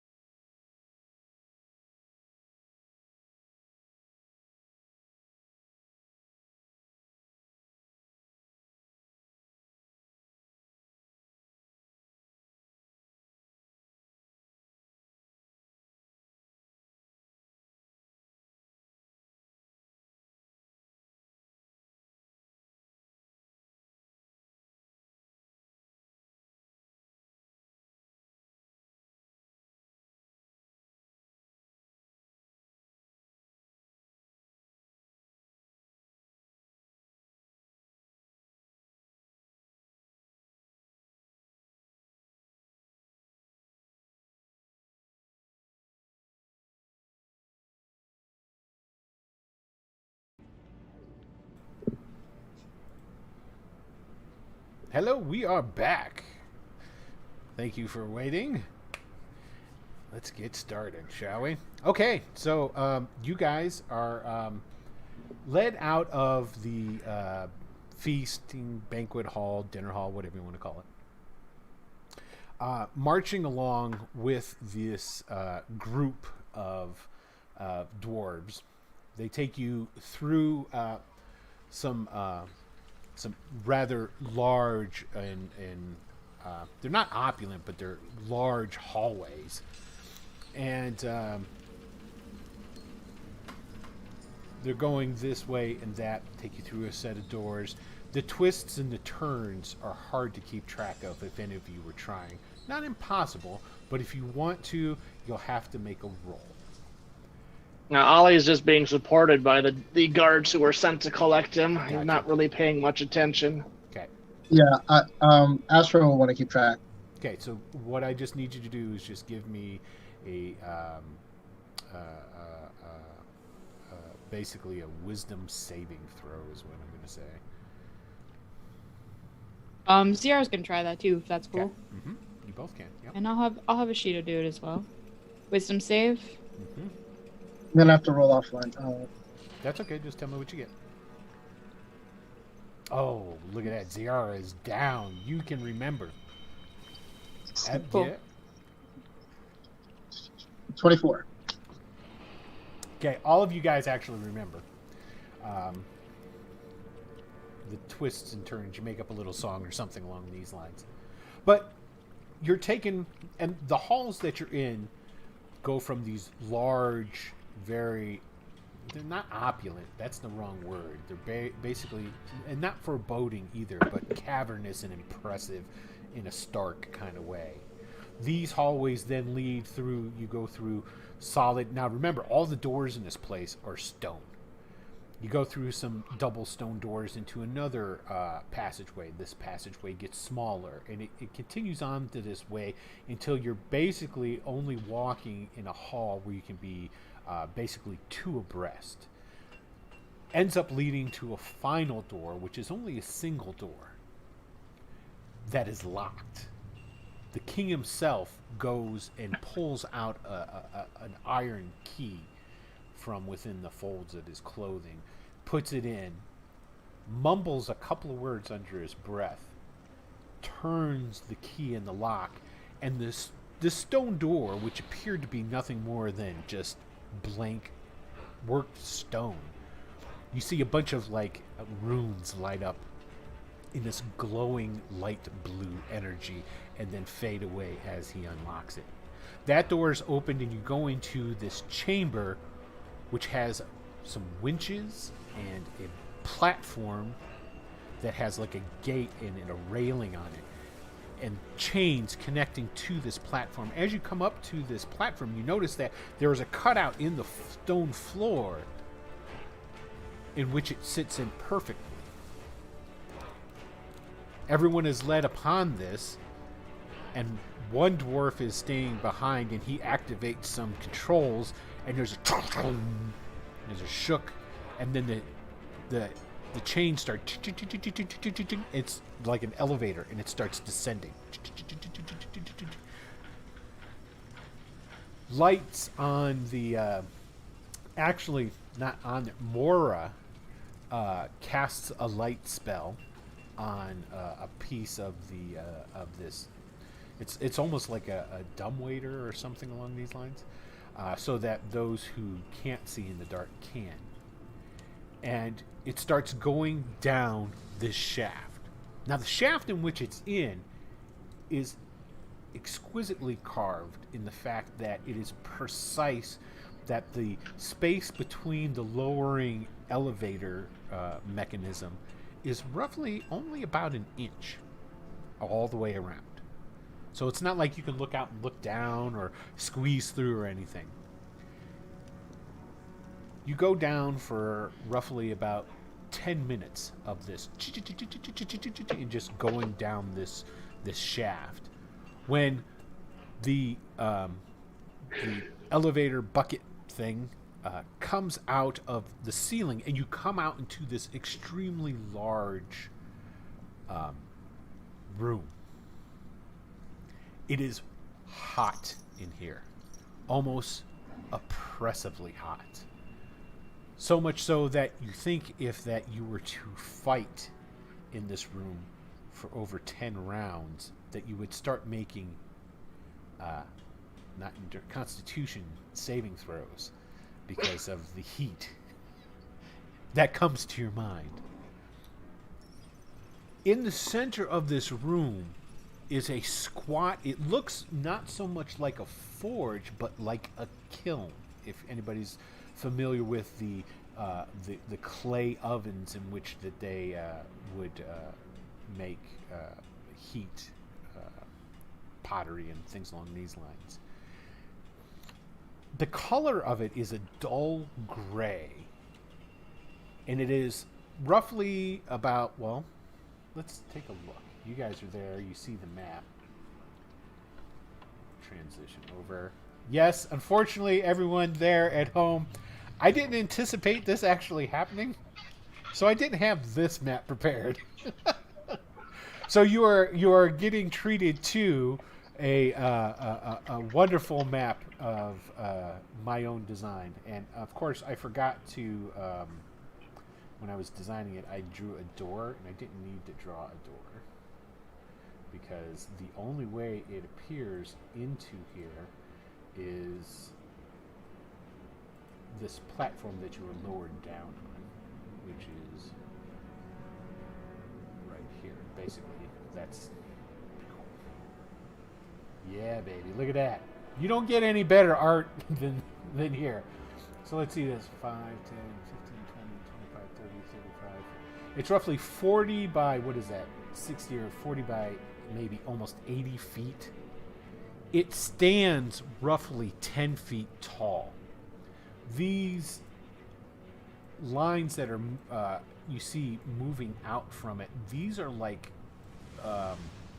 they're tubes that are halfway buried in the oh, we got a cheer for 100 from Wolf.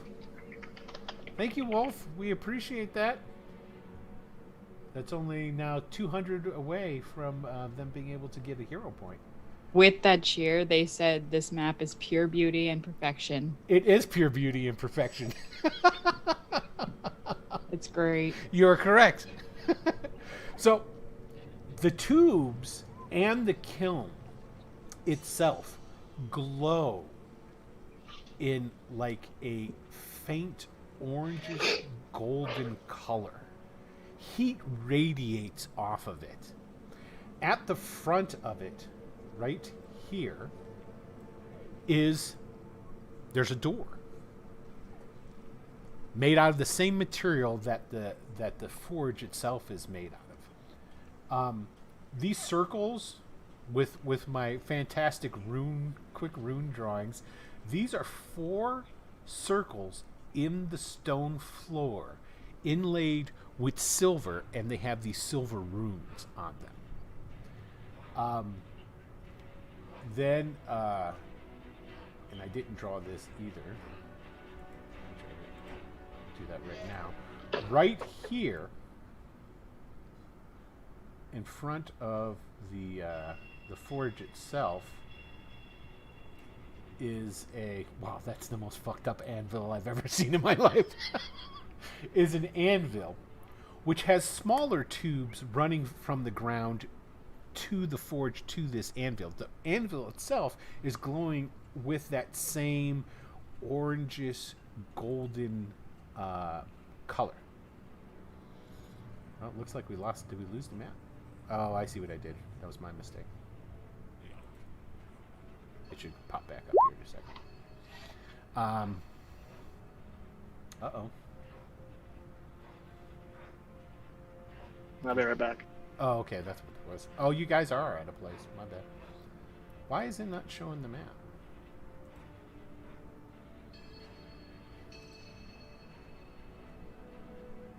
Interesting. Okay, we're going to just have to do a theater of the mind here, guys. I'll leave it up for a little bit longer to see if it What happened? It was up. It was, and it just went blank. Interesting. Yeah, that doesn't. I don't understand. Here, let me try something else. No, it's blank on there too. Interesting.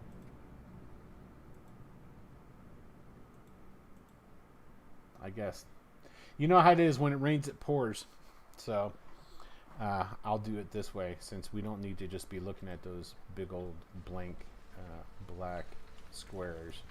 I'll put the faces up. I'll have the bat, and of course then the battle map comes up. There you go, guys. Okay. Okay. So We have Wes and Michael are in the wrong spots. yeah. Yeah. I'll change that right now because Michael stepped away.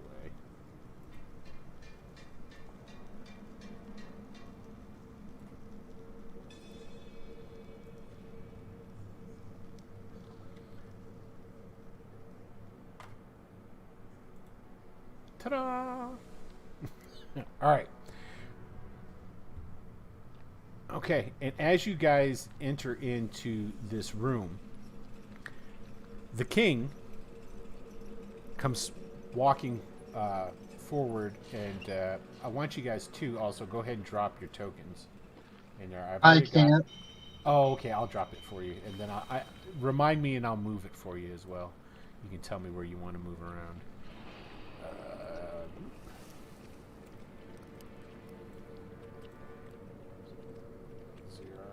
Smaller.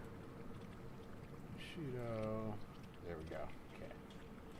So the king turns and he goes, Astra, come forward with me to the forge. Oh. I will. He says, you are the first non-broken stone clan to ever lay eyes upon the forge of the Broken Stone Citadel. So, as you start going forward, Norik will step to the side. He's going to lead both of you guys up to this anvil that's here on the floor. Situated around the anvil is a bunch of accoutrements or equipment for forge work. There's aprons. There is big, heavy gloves. There's tongs and hammers and things along these lines. You think that they might, well, at least all the working instruments are made of mithril. The tongs and the hammer, for sure. The gloves and the apron that you see glimmer a little, as if there's metal woven into the fabric of which they're made out of. But they're made of what, you said? They have mithril. What's mithril? It's a metal. It's oh, okay. It's like Elvish metal. Yeah. Or dwarves, if you talk to a dwarf. The gloves are like oven mitts in the fact that they're big and puffy and, like padded. Also, there are these helms. Now, the helms, too, look to be made of the same material. And it's a full helm and just has one slit. Like a very thin Cylon slit. Or if anybody who is old enough from the 80s remember those sunglasses, which was just a real thin slit across. It's just one thin slit. Astra, go ahead. Put these on. They will protect you. Okay. And the king starts doing it. He's putting a helmet on. He's putting on the apron. These things weigh a lot. So, what's Astra's strength? 12. Okay, you're definitely strong enough to wear it, no problem. But you definitely also know that you probably, if anything were to go down, you'd want to definitely get this stuff off really quick, because it is definitely going to impede you.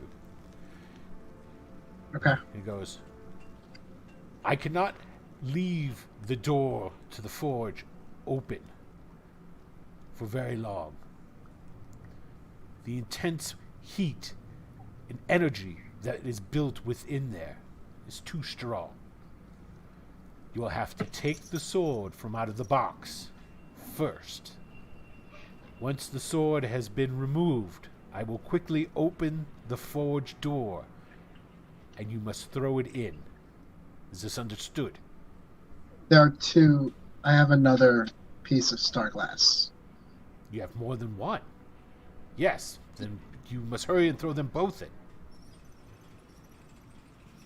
I need to.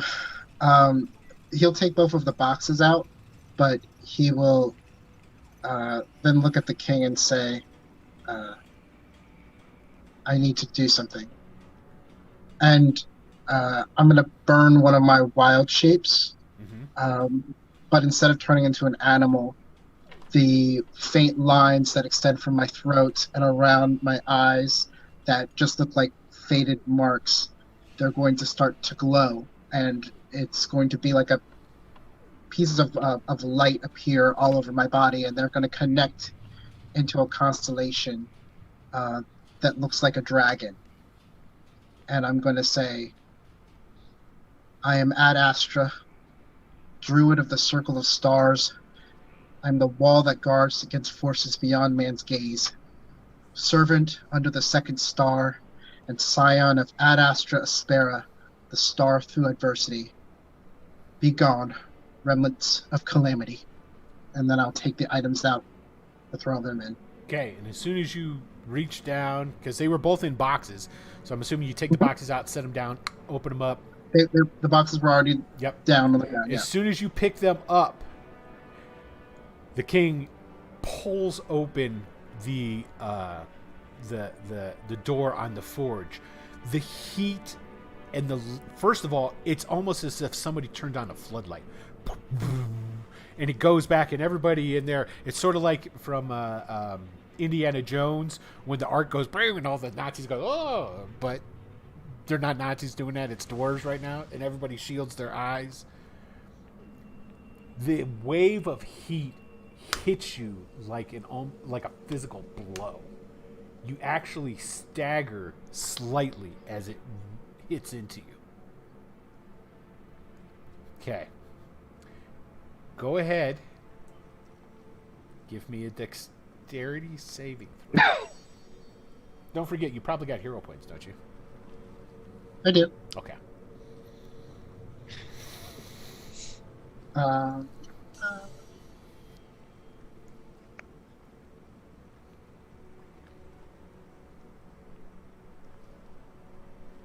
22. Ollie actually sinks to his knees at that point, and his lance appears in his hands.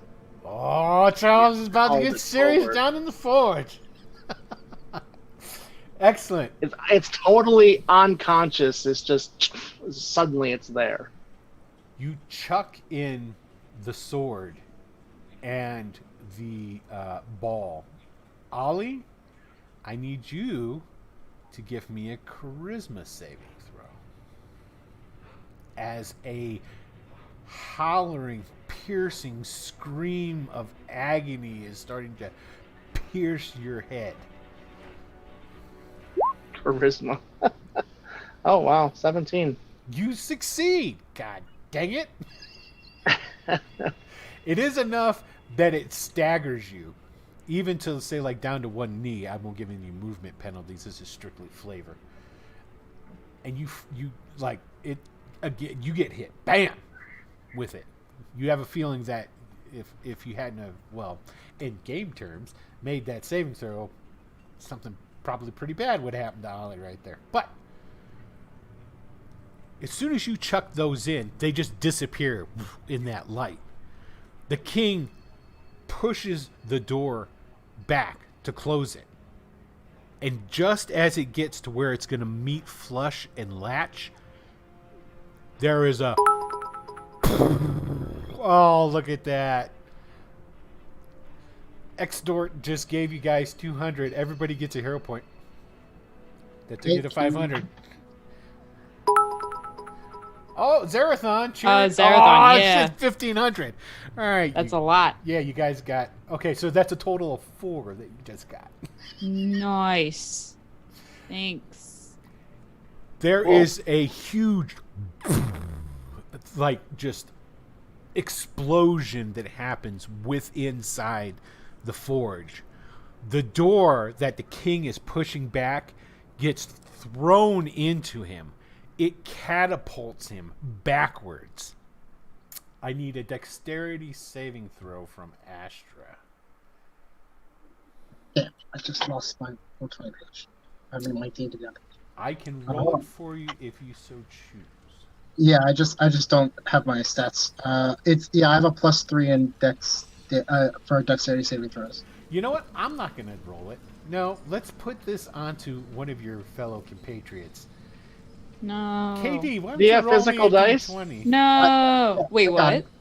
Does he have physical dice? Just roll physical dice. Yeah, you can roll just regular dice. I'll let you. Yeah, don't put this on KD. Roll your physical dice. You guys are taking away all my fun. You're making your saving throws. You're doing all this different stuff. 17. Okay, so you make it. So you, because basically this jet of energy and fire comes out. Fortunately, it only comes 15 feet out, so it doesn't get any of the assembled group that's back there. And you're only going to take, what did I get there? 7 points of damage. Do you want me to keep track of that for you too? No, I can do it now. Okay, so you take 7 points of fire damage. Okay. You remain on your feet, though, so you're good with that. But, almost in response to that, hold on a second here. You can usually tell something's going to happen when the music changes.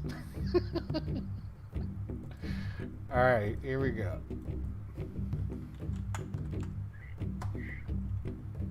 So what? So was I attacked? Is that what happened? No, it was a jet of fire that came out of the forge. Yeah, that's all. Okay.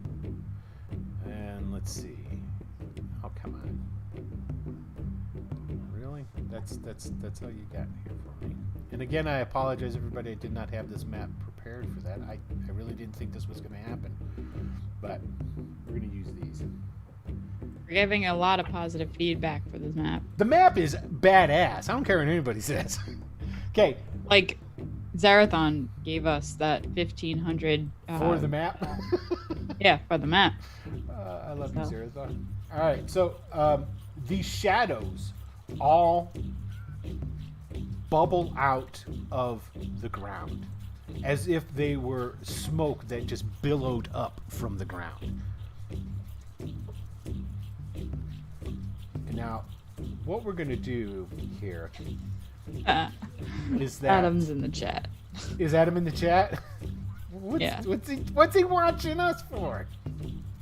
He's supposed to be doing so. If he's done doing what he's wanted to do, he can come in and swing sword for a while. I'll let him get on. Okay. So basically, I'm just putting these up for effect. So this is how we're going to work it. So all these columns of shadow, they don't really even have form. They're just like imagine a smokestack with smoke that was billowing out of it. These are just like billowing puffs of black smoke that boil up out of the ground. Okay. Because there's so many of them, and there's so many different people here, I'm not going to go through and we're not going to role play out all the NPCs fighting and what have you. So what it is each one of you have 2 of these things on you. How the fight for with the NPCs and everybody else is going to go is all going to be dictated by how well your fights go. If for some reason all 3 of you were to be laid waste by these smoky shadow things, it's a good chance that everybody in this room is going to be dead. If one of you goes down, you see what I'm saying? Some of the NPCs might go down, so forth and so on, and it'll continue along these lines. The king is laying on the floor and appears to be completely incapacitated. Okay. He doesn't seem to be able to do anything. Knocked out cold. Now you ready for the bad part? Because the furnace door was blown back. It was blown. It's like you can see that it's like the two hinges that would keep it to allow it to swing shut and close. One of those is broke, and the door is kind of like hanging ajar. The temperature in the room is heating up very fast. So I'm going to let you know as well. There'll be 6 rounds of combat before the heat starts to take effect on you. Whether or not it gets to that, we don't know. We'll find out. So, allow me to go ahead and pull up the initial order. Okay. And let me clear it first here. I'll go ahead and I'll put yours in a second here. Raw. Astra. Okay. And then let's put in the shadows. Yeah. Okay. What'd you get, Astra? Come to me in a second. Okay. Let me go I have ahead. to. I'm on my phone, so I have No to like. worries. No worries. Go. You can roll regular dice. I'll let you do it. That's not a problem. Yeah, I don't have them in front of me. Gotcha. Okay. So let's see what the bad guys get. Okay, they only got a 10, so that's good. Freedom. Okay, so the Shadow's got a 10.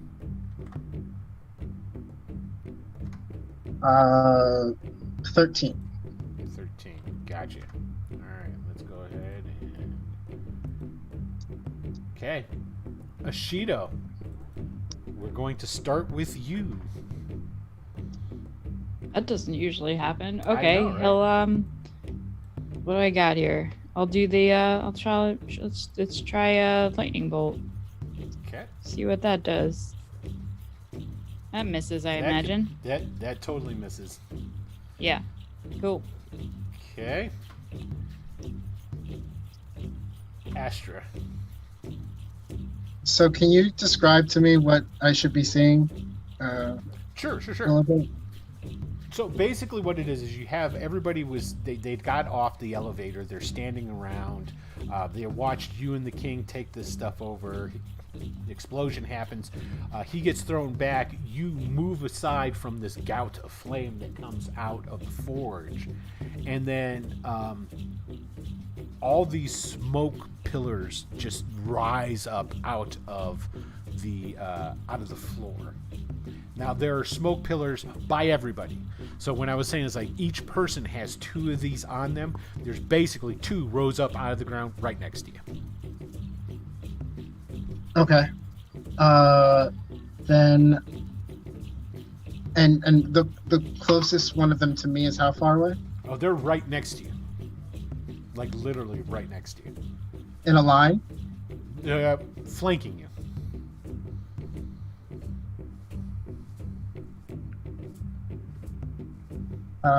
Okay. Then I'm going to...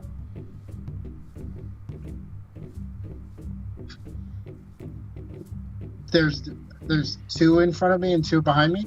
No, 1 in front, 1 behind. Okay.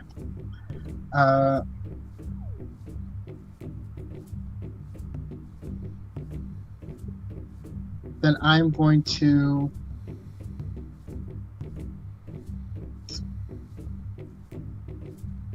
Choose to make the wall up to 60 feet high. Wall, each creature. Sorry. I That's can't. all right. I'm trying to visualize. I'm going to place my staff on the ground.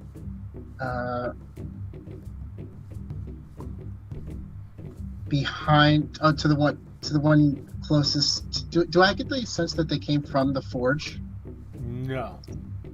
You get no sense of that. Okay.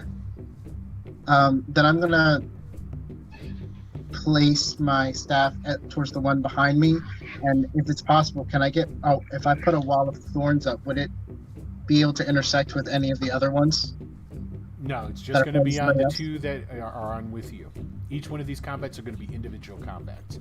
You're not really going to be able to help anybody else until you okay. destroy the 2 that are on you. Is basically. Okay. Yeah. Then never mind. Then I'm just gonna cast Call Lightning. Okay. When I cast, a bolt crashes down. Each creature within 5 feet of that point must make a Dex saving throw or take 4d10, because I'm going to cast it at 4th level. 4d10 lightning damage. Okay. Now, fortunately, you were the one that was ahead of everybody else, so nobody else except for the 2 shadows that are by you will be affected by this anyway. So, what is the saving throw that they have to make? Dexterity. Okay, what's DC? My spell save DC is 16. Okay. That's a fail. That's a fail. So 4d10. Go ahead, KD. Roll 4d10. Or do you got it there? Can you roll? You can roll it there.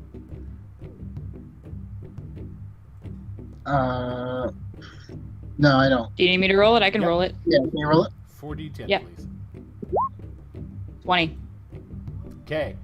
It hits, the crackling of lightning goes off. It laces through and makes these columns of smoke look like thunderclouds with lightning tracing through them. And you're pretty sure it did something to him. Okay.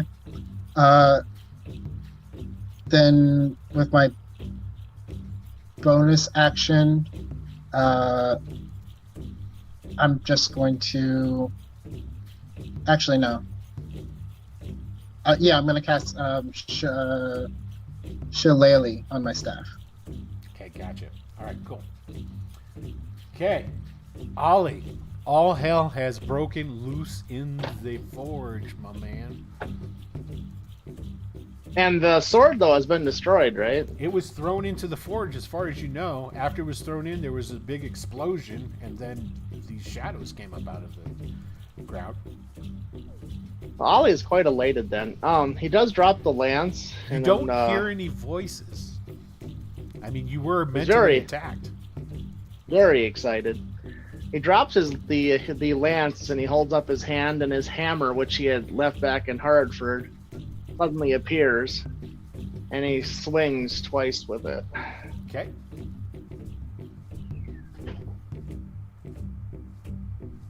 And he swings twice with it. Okay, so there's one miss. An 11.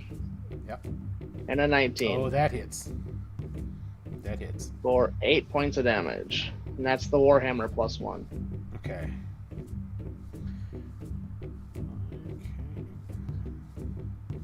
Got it. Okay, you smack into one. Wow. Okay. The shadows turn. Only the shadows know. Okay, first one. These are coming at Ashito. The like a tendril of smoke reaches out from these pillars of smoke, and it tries to swipe at Ashito. 5, I'm sure will miss. And then the other one. Oh, you have got to be kidding me! 2 5s.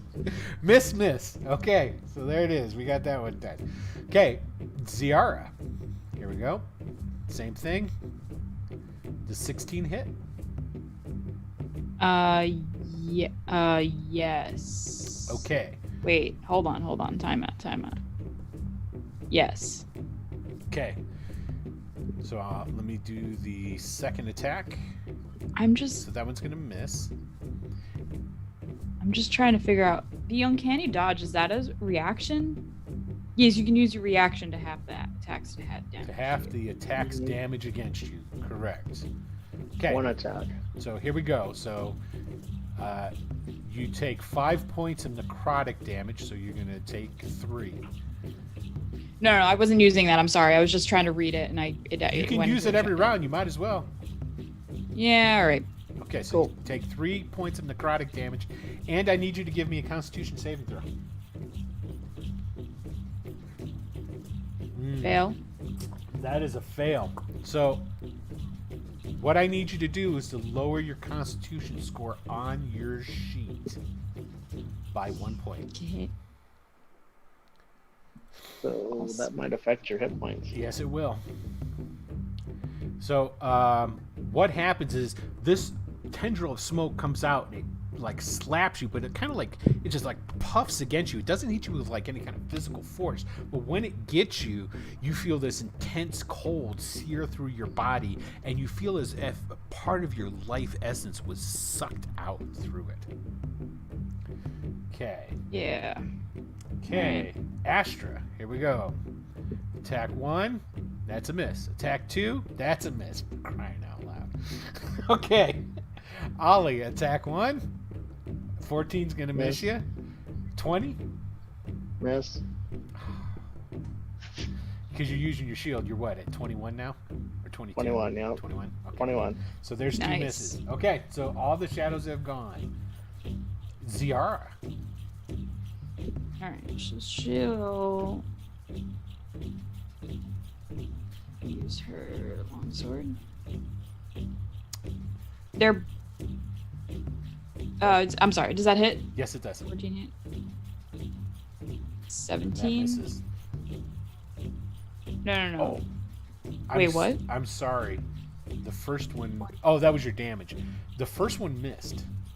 14 misses. 14 misses. Okay. I'm sorry. Okay. So go ahead and roll your second attack. I don't have a second attack. Oh, that's right. Sorry. Okay. Yeah. I will say, because this is a swarm of confusion, because basically everybody was kind of clumped together, okay?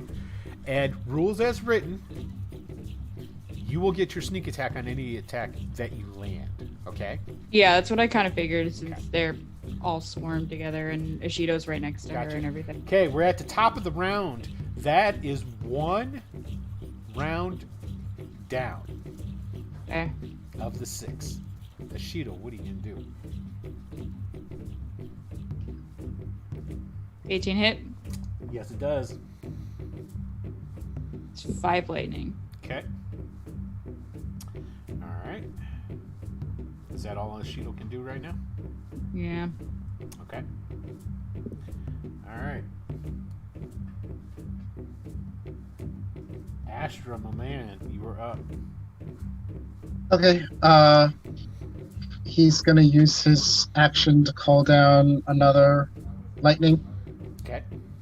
Call lightning. So Okay, here we go. Let me roll some saving throws. I can check and do it. The first one makes it. The second one fails. Is it still the 4d10? 13 damage. 13 damage? And that's the total? That's the total. Okay. All right. So let's see here.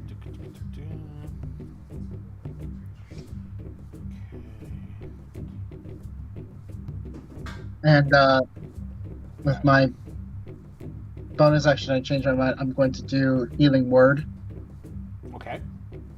on myself. Okay. Gotcha. At second. Okay. All right. Ollie. I'm going to disengage and run to the forge door. Are these 5 foot? Okay, here's one thing. Go ahead and give me a... unless you have some sort of skill that you think you could use for it, give me a wisdom check to see if you can tell the structural integrity of the door you're running to. Oh, I'm not flanked. Okay, you got it. Okay, so basically what it is that you know, just by looking over at it, it will not close. Do you still want to run Okay. over there? Not if I know that. No, Okay, I'll that's just what I figured. swing away. That's what I figured. All right, So you know, Wes, the images that are on the map are not an actual representation. Okay. So Okay. yeah, Yeah. So 23 for my first swing. that definitely hits. for 13 damage. And a 19 for my second swing for 8 damage. Swing. And I'm going to use my action surge. Okay, and do the it again. first one that you just swung through, on the second blow, as the hammer goes through, the smoke poofs out and billows in, dissipates. So you can action surge. Pivot around and go after the next one. Pivot around and go after the other one. 9 will miss. 14, I think, misses as well. Correct. Okay. All right. These shadows. Okay. First attack on Ashito. Does a 13 hit?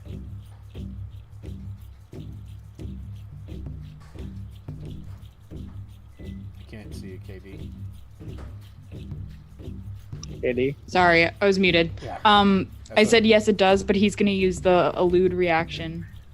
So it adds +2 to his AC, and it does not hit. Okay, cool. All right, so second attack. Does 12 hit?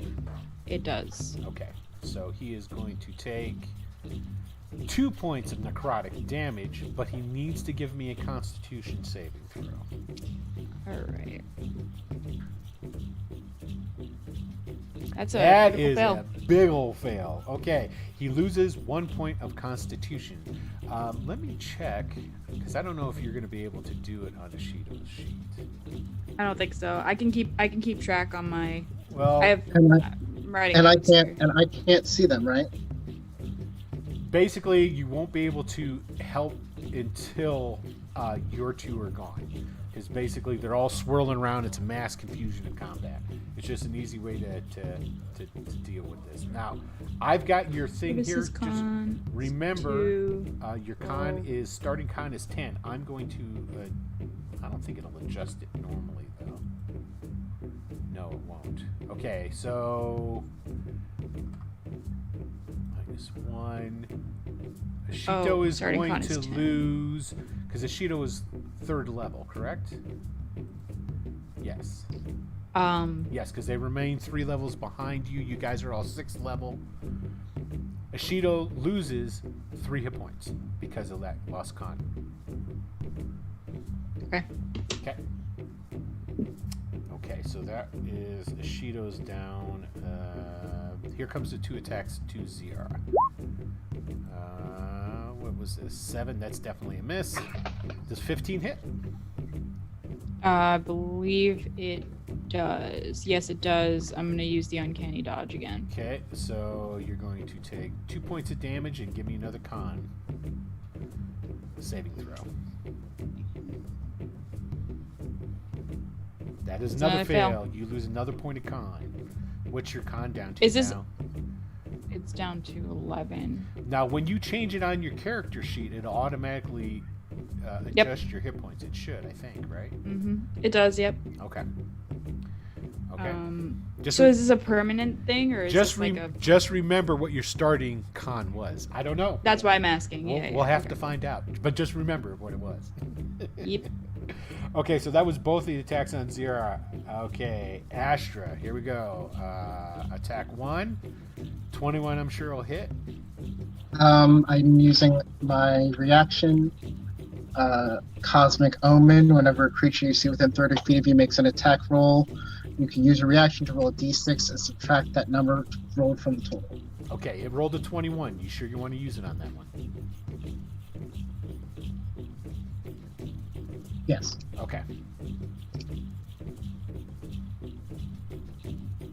I rolled a 4. Okay. And 1. So 20, 20, 19, 18. So 17 still hit you then? Yes. Okay.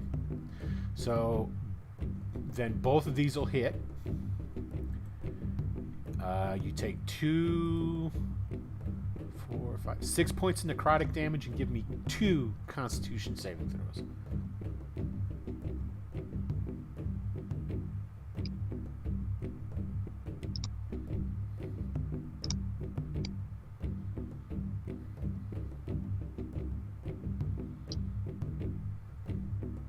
First one is 14. That succeeds. Other one is 13. Those both succeed.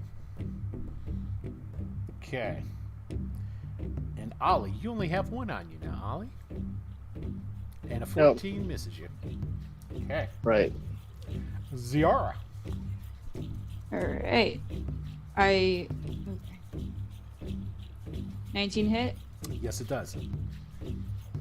That's 17 damage. I'm going to use the crossbow as well. 13 misses, yeah? Yes, 13 misses. Okay, so 17. Okay.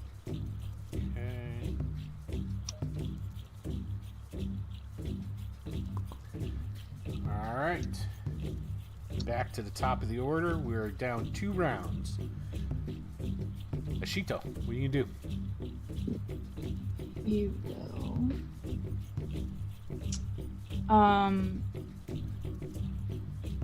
Where'd it go? I'm sorry, hold on. Because there we go. 21. Oh, that hits.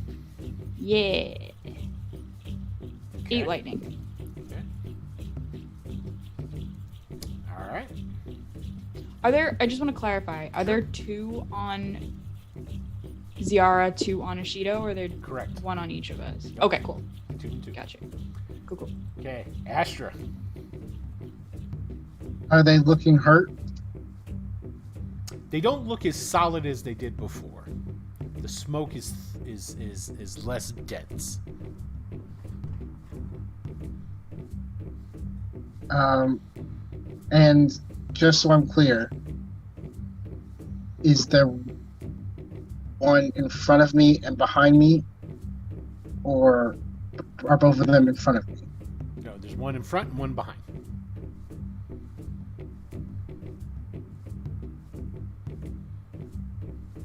Fine. Then I'm going to step to the side, away from them. Okay, when you step to the side, it's as if they move with you like they're your shadow. It Dope. mirrors, even though it's not their turn to move, they mirror and move right with you.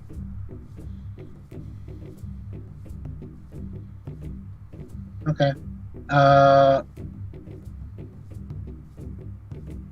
Then I'm going to burn another wild shape, and this time the dragon-like design of the constellations is going to change to an archer. And with my bonus action, I'm going to make a range attack for 1d8 plus 5 radiant damage. Okay. Which one are you shooting at, in front or behind? Does it matter? Yes, it does, because they have different hit point totals. Which one's in front and which one's behind? Well, just let me know which one you want to... Oh, are you trying to say as far as which one looks more damaged? Is that what you're trying to ascertain? Correct. Give me a Correct. wisdom saving throw. 1d20 plus 8, 19, 20, 21, 24, 25, 27. Okay. The one behind you definitely looks less corporeal, I think is the word I'm looking for. So then I'll go for him. Okay. Is it an attack roll or saving throw? It's an attack roll. Okay. All right. So because I have my staff, I get a plus 10. So that's a 15, 16. 16? That hits. 5, 6, 7, 8, 9, 10, 11.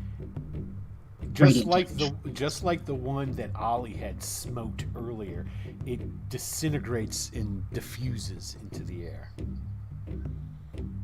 Yeah. Okay. All right. Speaking of Ollie, Swing and swing. 16 that's a hit. for 10 Okay. and 11 misses. Okay. Got it.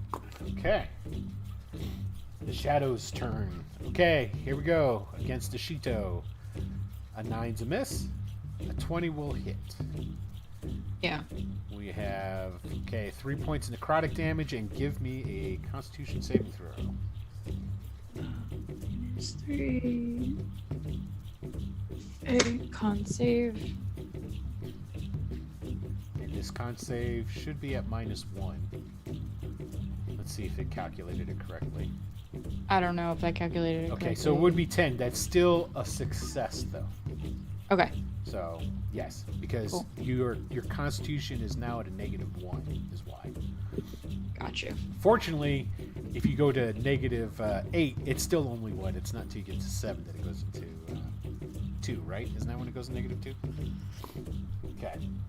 So that's it. So he only took that, and that was the second attack because the other one missed. Okay. All right. So Ziara. Attack 1 on Ziara. 14. Does that hit? It does. She's going to use Uncanny Dodge. Okay. So you're going to take 2 points of necrotic damage and give me a Constitution saving throw. And I should go ahead and roll the attack. On Wait, this. that's the roll. It gets a +1, so I have the roll. Oh, okay. that- So I got you. Yeah, Oh, wait. What am I doing? I have a character sheet right and here. it missed on the second attack. -2 and con save. 11. Okay, I'll make sure that it's calculated correctly.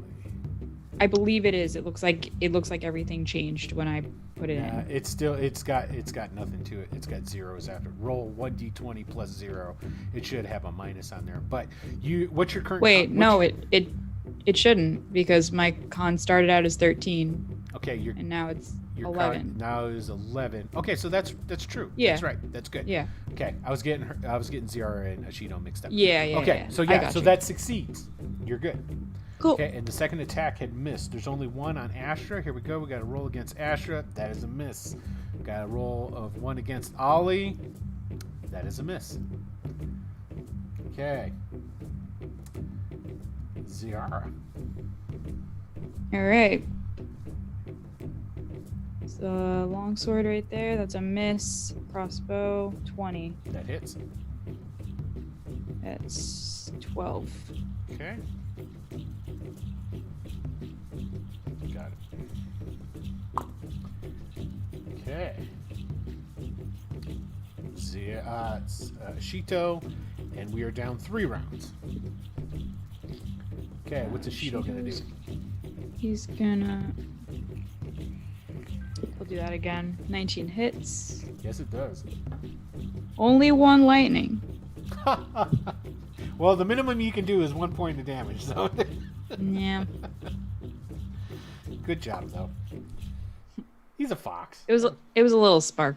Yeah, it's all good. It's all good. Okay. And rubbed his paws on the carpet really well. And Okay, Astra. Yep. There's only 1 on you currently. The one directly in front of you. I'm going to take off the second star of the ring I wear and split into 4s, and then I'm going to fire a guiding bolt. Okay. 18 That's it. and 17 radiant damage. Ooh, that thing just goes up in smoke. Now that there is none on you, you can now assist any one of your other party members, or if you want, I'll allow you to go in and assist the NPCs.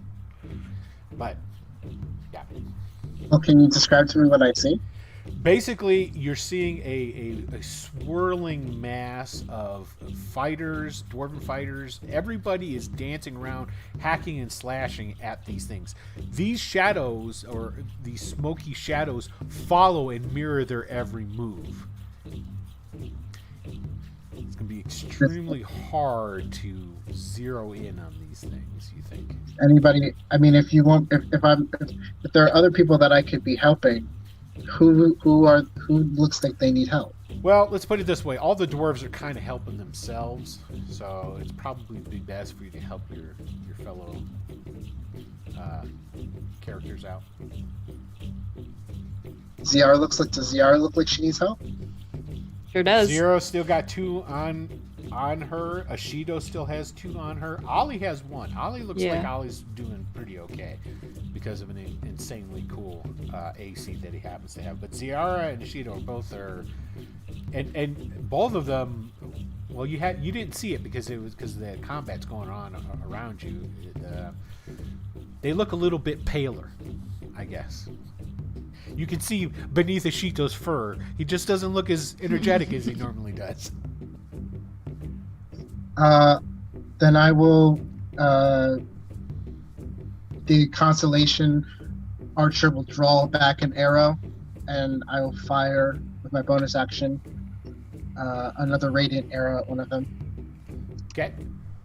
Now, so you know, if you miss, there's a chance that you'll hit the person that you're trying to help.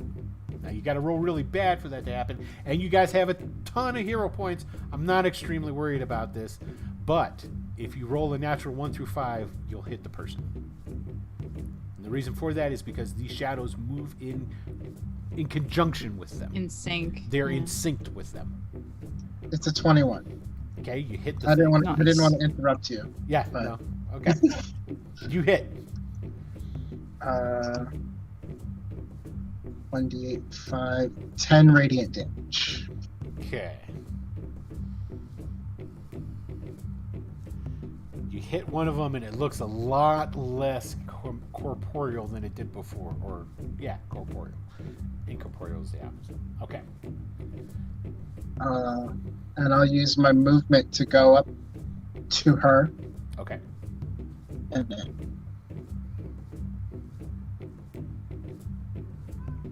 Got it. Okay. Ollie. Keep a swinging. 13 will miss. Yep. 10 will miss. Yep. Ooh. Yikes. Excitement's kind of like draining away now. Well, the heat in here is oppressive. I'm sure that has something to do with it. There you go. Okay, it's the shadows' turns. Okay, Ashito. 9's gonna miss. 20. And That'll it's hit. what's the Shido's AC? it's 12, I believe. Okay. Okay, Ashito's going to take 5 points necrotic damage, and he needs to give me Ooh. a Constitution saving throw. He's not doing too great. Okay. He's still at just a -1. Yeah. So he failed. That's a fail. Okay, so now he's down to 8 Constitution. Okay. Mm-hmm. Okay, it's still just a -1 though, so you're still good. Technically. Okay, Ziara, there's 2 still on you. The shadows appear to not be making any actions towards you, Ashra. They're still concentrating on Ziara. So attack 1 on Ziara. That is a miss. And they both miss. Miss. Yeah. Nice. Okay, Ollie, 1 Ooh. on you. Okay, 17. That's gonna miss. One of these days, buddy. All right. Mhm. Okay, Ziara. 22 hits. Mm-hmm. That is. I can't see. There's a glare. 23. 23. And then. The one in front of you disappears. There's only one on you. now. Nice. Cool. And there's a second attack and I miss. Okay. What's your roll? 8. What's the most you could get? You subconsciously know it won't work. Okay. Ashito. Top of the round. We are down 4 rounds. Okay. What's Ashito gonna do? All right. He's gonna. He's like. If he moves, they move with him, right? Correct. It does it provoke attack of opportunity? No, it's not giving you provoking. No. Okay, he's gonna run Mm-hmm. away as far as his movement allows, knowing Okay. that they're gonna come with him, Okay. and cast Thunderwave. and it's gonna fail critically. So he just damages the wall real bad. Excellent. Yep. Okay.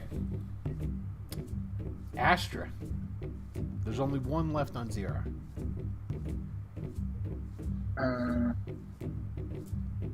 I'll use my bonus action to fire an arrow.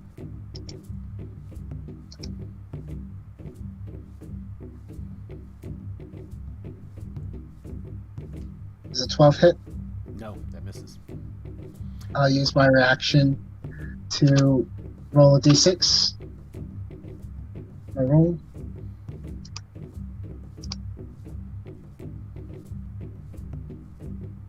Does a 15 hit? That does. So that's 1d8. Wait.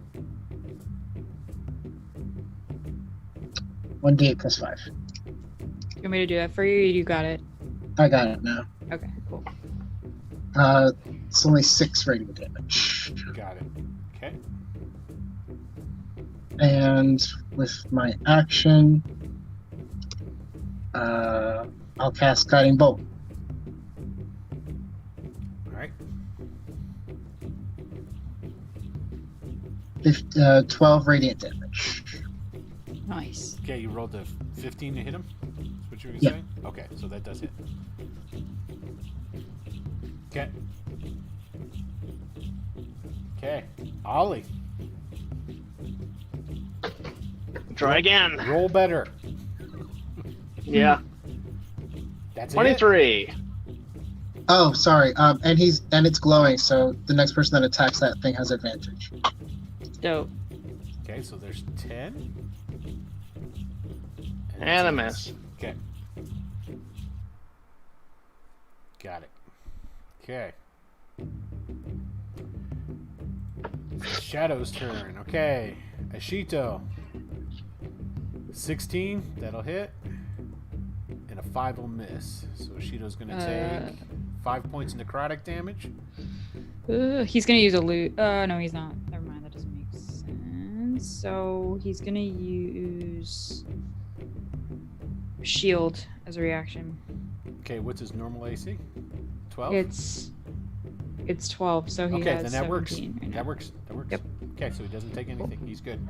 So that was the first one, and the second attack missed. Okay, so he's done. Okay, ZR, the one that is still on you. 16. That hits. You can use your. Okay, you'll. Uncanny dodge. Yeah. Okay, you take 1 point of damage, Okay. and give Oh, you that I can Constitution saving throw. All right. Yeah, That's a save. success. Okay, ZR, it is your turn. All right. That's a crit. That's a crit. Okay.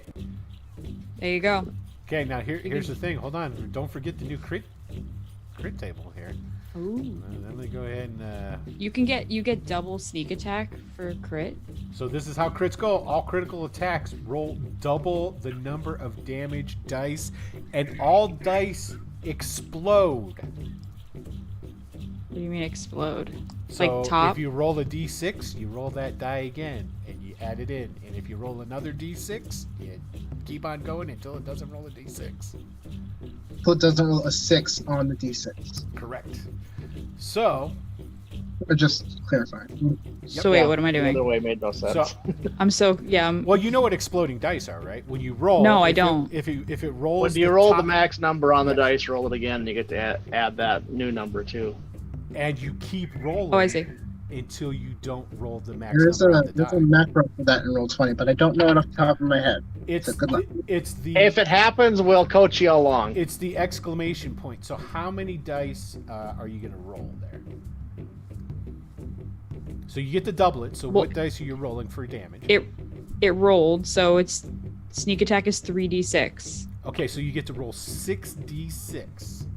And then how much is your it's 1d8. So roll 6d6, and you can do this if you bring up the roller, that the die on the bar on the side there, and then you go in and you click the little exclamation mark, just the one exclamation mark, it will make the dice exploding. Okay, I already rolled damage, so do you want to just keep that and we'll just do it manually? You are manually underestimating the amount of damage that you'll do by keeping that damage. No, I'm saying... Here, watch, I'll do it for you. Watch, I'll show you. So... Okay. I'm saying I already rolled damage, so we can just take that and then, like, do more. So there's 12. Is what I'm saying. Unless I'm under... There's another 7, so that's 7, 8, 9. And then, watch, it won't be as much as it did. 9 and 6, okay. So that's 25 points of damage. I have way more than 25 points of damage. Yeah, because I rolled like crap. I got 2 3s and 2 1s in that damage. So that's basically how you do it. So, okay, so walk me through this. So right now, I rolled 3d6 and I have a 4, a 6, and a 6. Okay, so all your damage dice are doubled. So if your normal, if your normal sneak attack is 3, it becomes 6.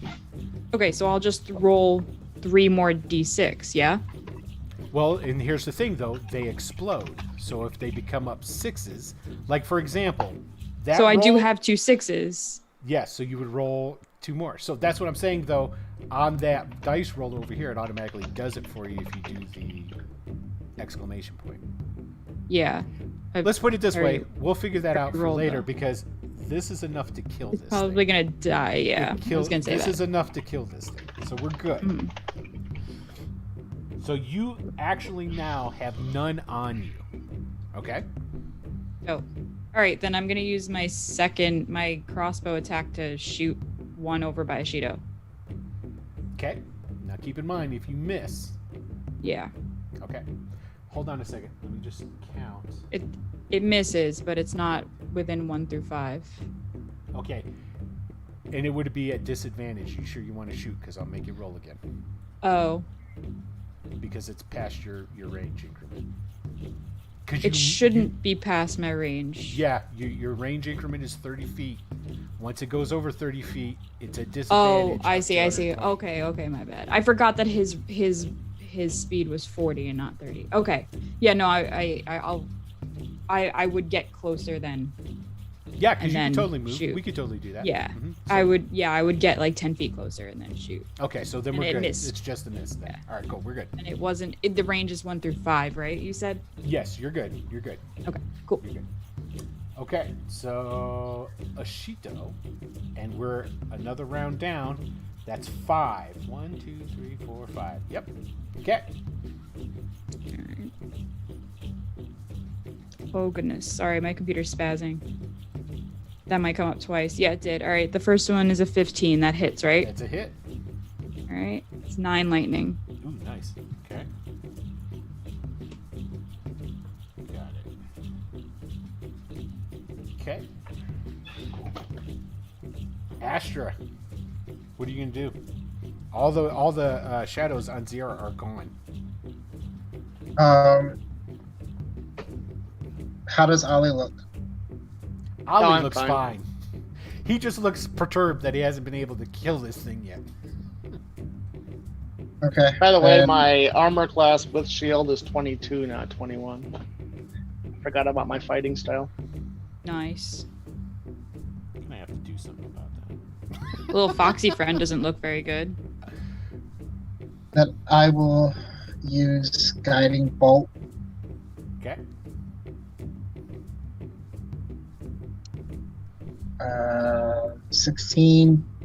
26 to hit and 16 radiant damage. Oh yeah, that hits. One of them looks really thin. Okay. Hold on. Mm-hmm.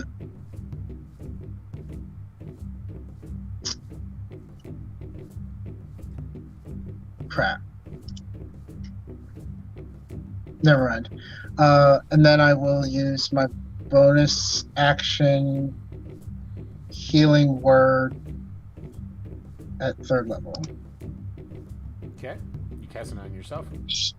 No, Shito heals 14. There you go. Oh, dope. Thank you. Okay. Okay, shadows. And pretty much at this point in time.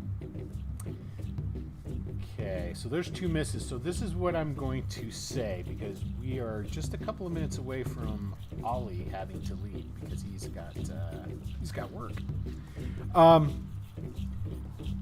Everybody's remember I said that the better you did would mean how well the NPCs were going to do. Okay, so what happens is that there's enough of these dwarves that don't have shadows on them anymore. They peel off. They help both Ashito and Ollie. Those shadows are destroyed. There's no shadows left.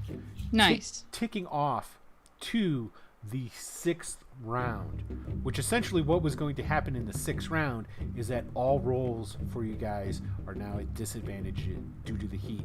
That heat is affecting you, but everyone is allowed and able to get onto the elevator, and it goes up. And I'm assuming we gather up the king. Yes, of course. Yeah, he is gathered Yeah. up. So Can basically, I close the forge door? no, because it is broke. It is unable to be closed. They'll have to send down a special unit to take care of that at another day. It is not going to affect the rest of the Broken Stone Citadel, so you don't really have to worry about that part of it. Okay. So we're good with that.